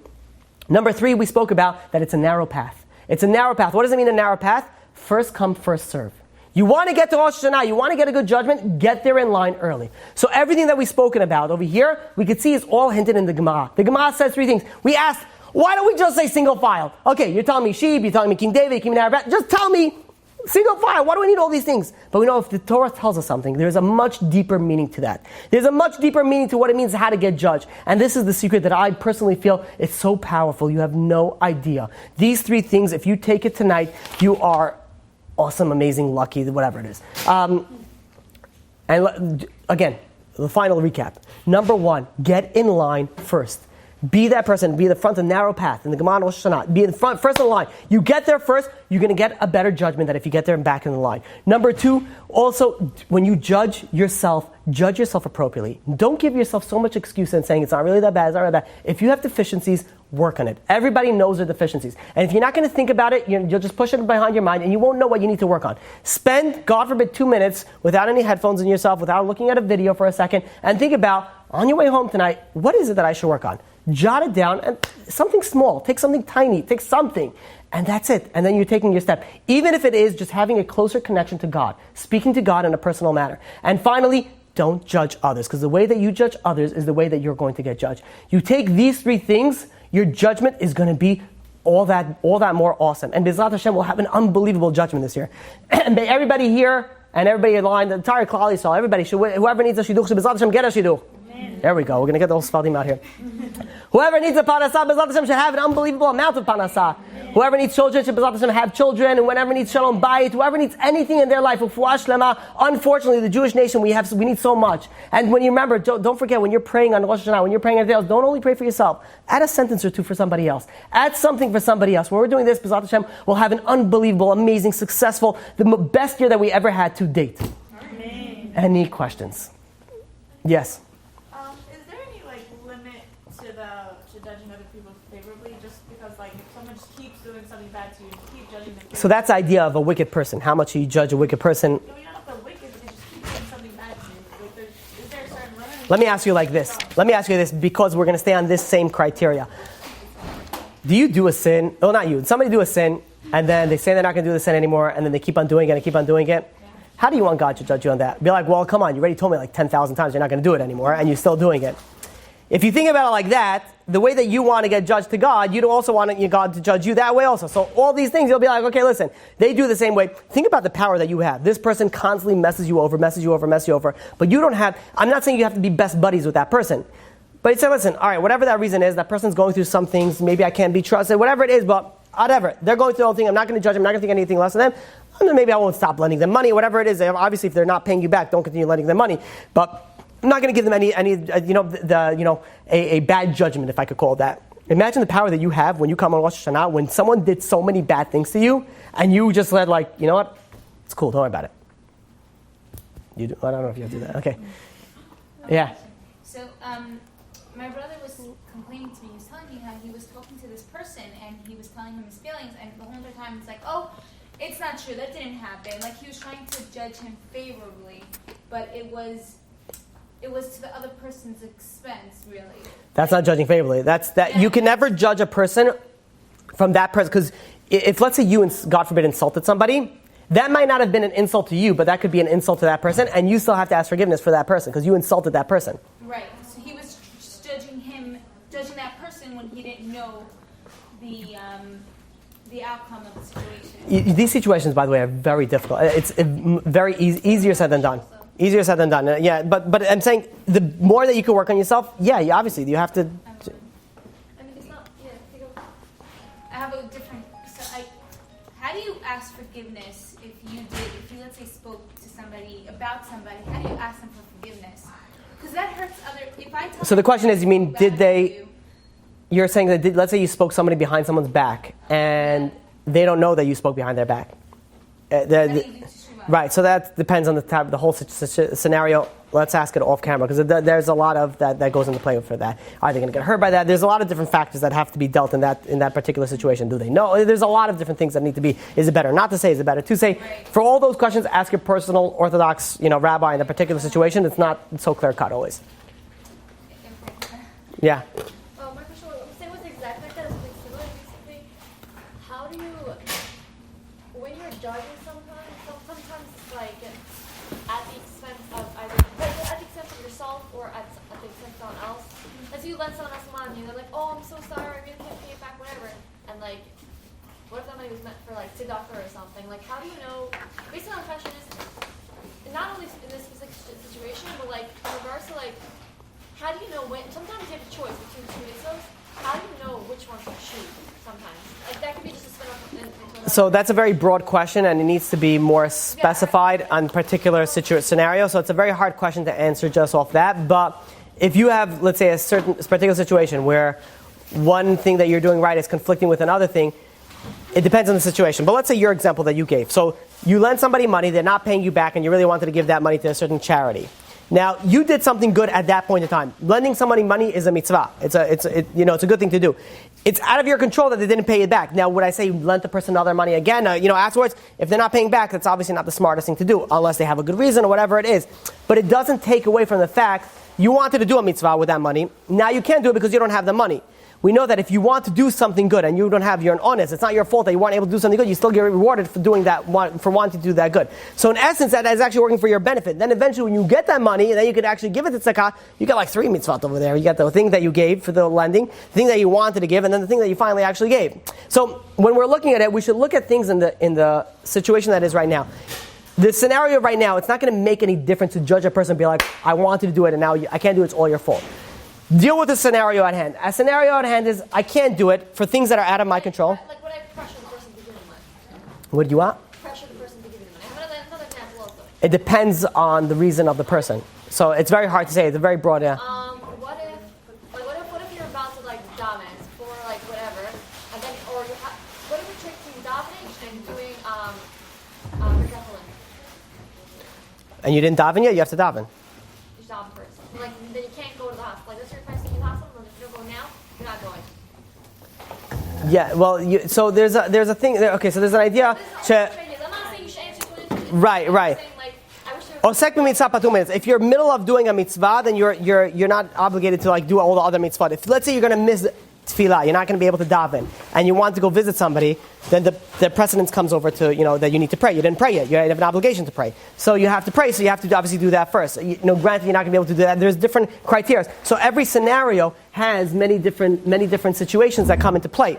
Because it depends on what the scenario is. What's the obligation? What's the mitzvah? Which one's greater? So in all scenarios, it's very hard to say unless you have specific ideas of what's actually referring to. But it's a good question. It's not an easy answer.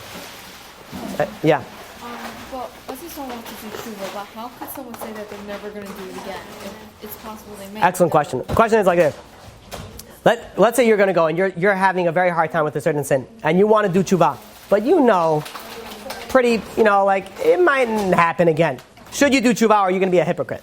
You should still do tshuva. So I should still say, I'm never going to do it again, even if, I don't know. Part of the tshuva, there's 3 steps, 3 very, very simple steps for tshuva.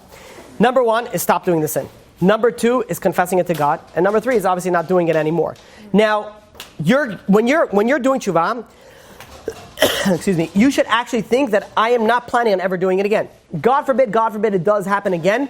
Now you have to work on that tshuva. which means that you don't have the 1,000 sins before, and now you have one, and then you have to fix it again. There's an idea of the partial acceptance of tshuva. You should never, and this is a very, very big problem where people go, and people say, what's the point? I'm not going to do tshuva because I know I'm going to mess it up again. Tshuva, you have an answer? Yes. Sometimes when you're doing tshuva and you want to know, I'm never going to do it again, but you're most probably going to do it again, it's probably because you don't understand the full extent. I'm saying it's just an idea. You probably don't understand the full extent of why it's wrong, and I think that then you should listen to those more. Yeah, but let's say with Lashon Hara, people know how damaging it could be, yet people still do it. I'm saying, but Yeah, but if you even just that slightly more careful moving forward for Lashon Hara, that's already something towards your tshuva. You don't realize anything little helps. Just one iota of something just helps. That makes a difference. I'm never going to Lashon Hara about this person again, That's a start. Also, one thing. You're saying with a bris that a girl gets it by Sefer Torah, a boy has a bris meal, but how come then there isn't a Sefer Torah by bris also? Because shouldn't he also have The bris itself is a bris. It's a bris as a covenant. But shouldn't there be a Sefer Torah by him also? I mean, he's gonna, if anything, he's learning from the Sefer Torah. He's actually learning. The girl doesn't have the obligation. So No, because a bris, the idea is that you have to make a bris on something. So the bris itself is called a bris. The Sefer Torah is called Sefer HaBris. So you having a bris and either you having this treaty, this covenant. The idea is that you make a treaty with someone personally. Okay. It's like who's on this contract, this and this. So this is where you get both of them. Any other questions? Yeah, I have one. Just kind of clarify the point of your share. So, but please. You said that in order to get ahead of the line, you have to grow. That was basically how I understood it. You just have to take something on. Oh, so excellent question. So, how do you get in front of the line? Is getting ready for Rosh Hashanah is getting, which means that you don't have to go and wait in the synagogue in front of the line. It means that you're getting ready for the front of the line. So it could be taking something on, doing tshuva for something. People wait till the last minute to do it, so they're getting ready for Rosh Hashanah. They're getting ready for it. Basically, just thinking about getting ready for it. Whatever in your mind means to getting ready for it. Two very obvious things is tshuva. Doing some mitzvah. That's why people give charity now. People do, go visit sick people. Anything that you do, go to more Torah classes. Anything. Share Torah classes. Give other people. You don't realize. Imagine what it is if you invite somebody to a Torah class and that person becomes so interested in it, become more religious. All that's on you all of a sudden. So that's also preparing for that. You're getting more merit coming to Judgment Day. So anything that you do to bring yourself merit. Tshuva, taking things on, fixing yourself, whatever it is that you think that would be greatest for you, that's what you should, focus on. I have a question on judging. I'm very a judge person, judgmental, which I know. But let's say I judge somebody in my head, right? We're referring to specifically judging people in your head. Yeah. So how do I do teshuva on that? Work on not judging the person. But let's say I thought in my head, okay, I do not like that person's top. It's horrible, and I'm thinking negative thoughts. So how do I do teshuva on thinking on those negative? Because thinking on that is you have to. It's changing the way that you think. Mm-hmm. So let's say let's use a different example. Let's say somebody's driving a car and you think that car is so ugly. In general, beauty is in the eye of the beholder. So just because what's ugly for one person is beautiful for another person, and just because what's beautiful for one person is ugly for another person, they say, I probably wouldn't wear that, or I probably wouldn't drive in that. But this person has a very interesting taste. You can always switch things. Imagine if that's your child. Think of it this way. There is a child that's a murderer. Well, it's not a child anymore. Let's say he's an adult, but his parents, right? His child's a murderer, and like a psychopathic murderer, really crazy stuff.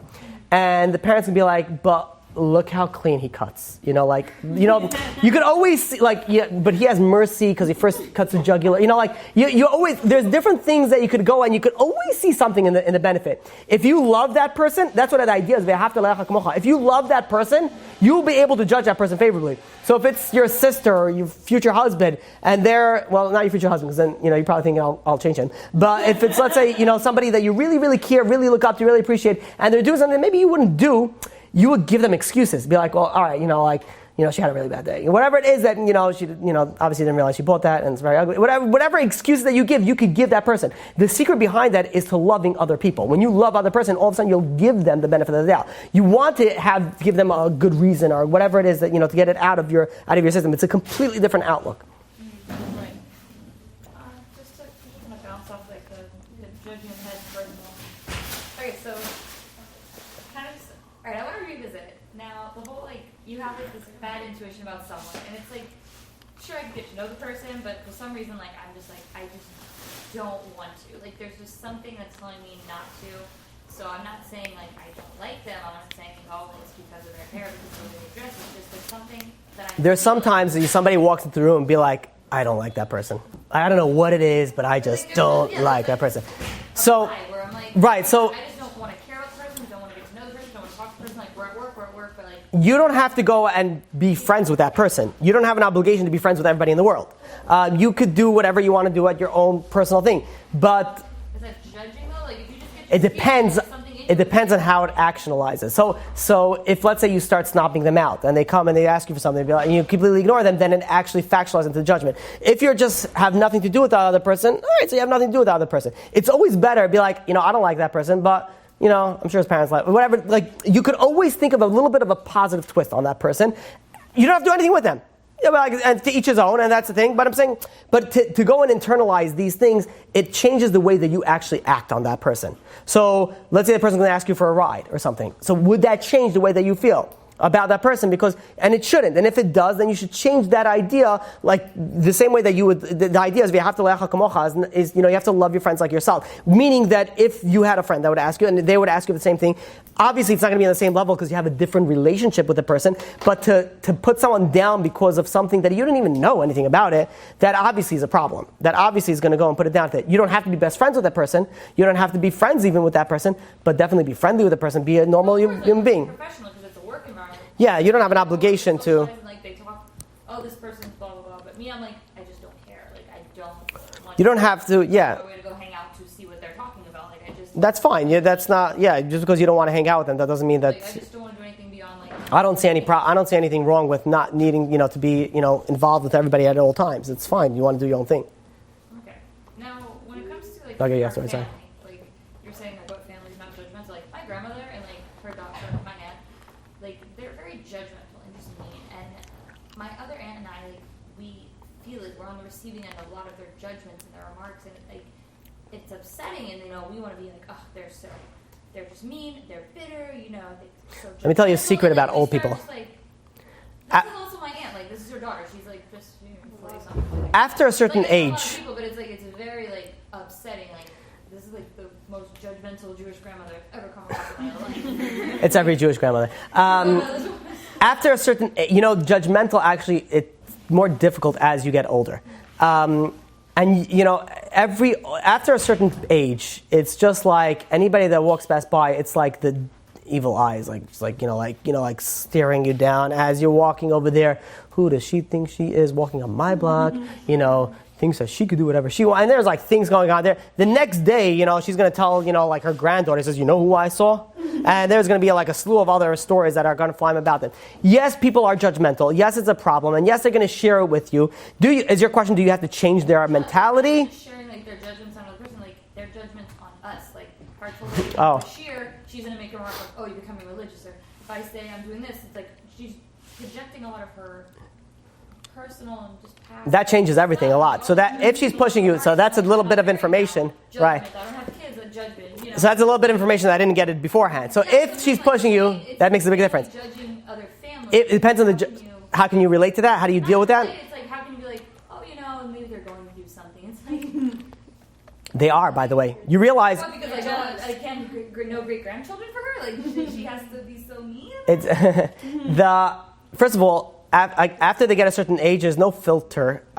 It's just like, you come in, you want to know if you look skinny in a certain outfit, you go to an older person and be like, do I look fat in this? And be like, no, your fat makes you look fat in this. They're not going to go and be like, no, you look great. They're going to tell you the way that it is. The older that you are, the older that the person is, the more honest the opinion is going to be. Now, when you're dealing with something, let's say in spirituality, so let's say you want to go and you want to become more religious, and unfortunately grandparents will be like, oh, you think you're better? You think you can become more religious on us? You're going to become all this and that? And unfortunately, it does happen. Now, why do they do that? Now, there's many reasons they could be doing that, but one of the reasons is that they feel threatened. They feel threatened. They're like, the daughter's going to be changing now. She's joining an ISIS cult, whatever that is that they're thinking. They're doing, something like crazy. They're doing something radical. They don't understand it. But I'll tell you an amazing secret when you're dealing with when someone wants to become more religious. The best thing that you could do When you become more religious, if you're really becoming more religious, you become a better person. Because it just comes together. And if not, then you're not doing it right. You become a better person. You're nicer, you're kinder, you're all of a sudden, you're doing better stuff. There are many people, many stories that I know, couples even, that one couple became more religious, the other couple hated it in the beginning, but ended up later becoming religious, and I asked them personally, like, why all of a sudden you change? Be like, I don't know, my husband started being so much nicer. I realized, well, maybe there's something to this. So like, there's more with like explaining something than actually showing something. All of a sudden you're coming and they're going to give you the blows, and you take it. What are you going to tell your grandmother? Well, grandma, you don't know what you're talking about. No, okay, but like, I understand you're going through this.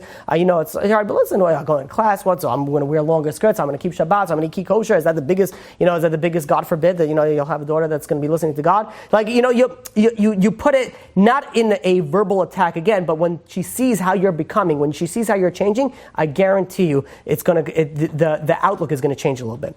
Sometimes it's easier to change someone's idea not by telling them what to change, but showing them how to change.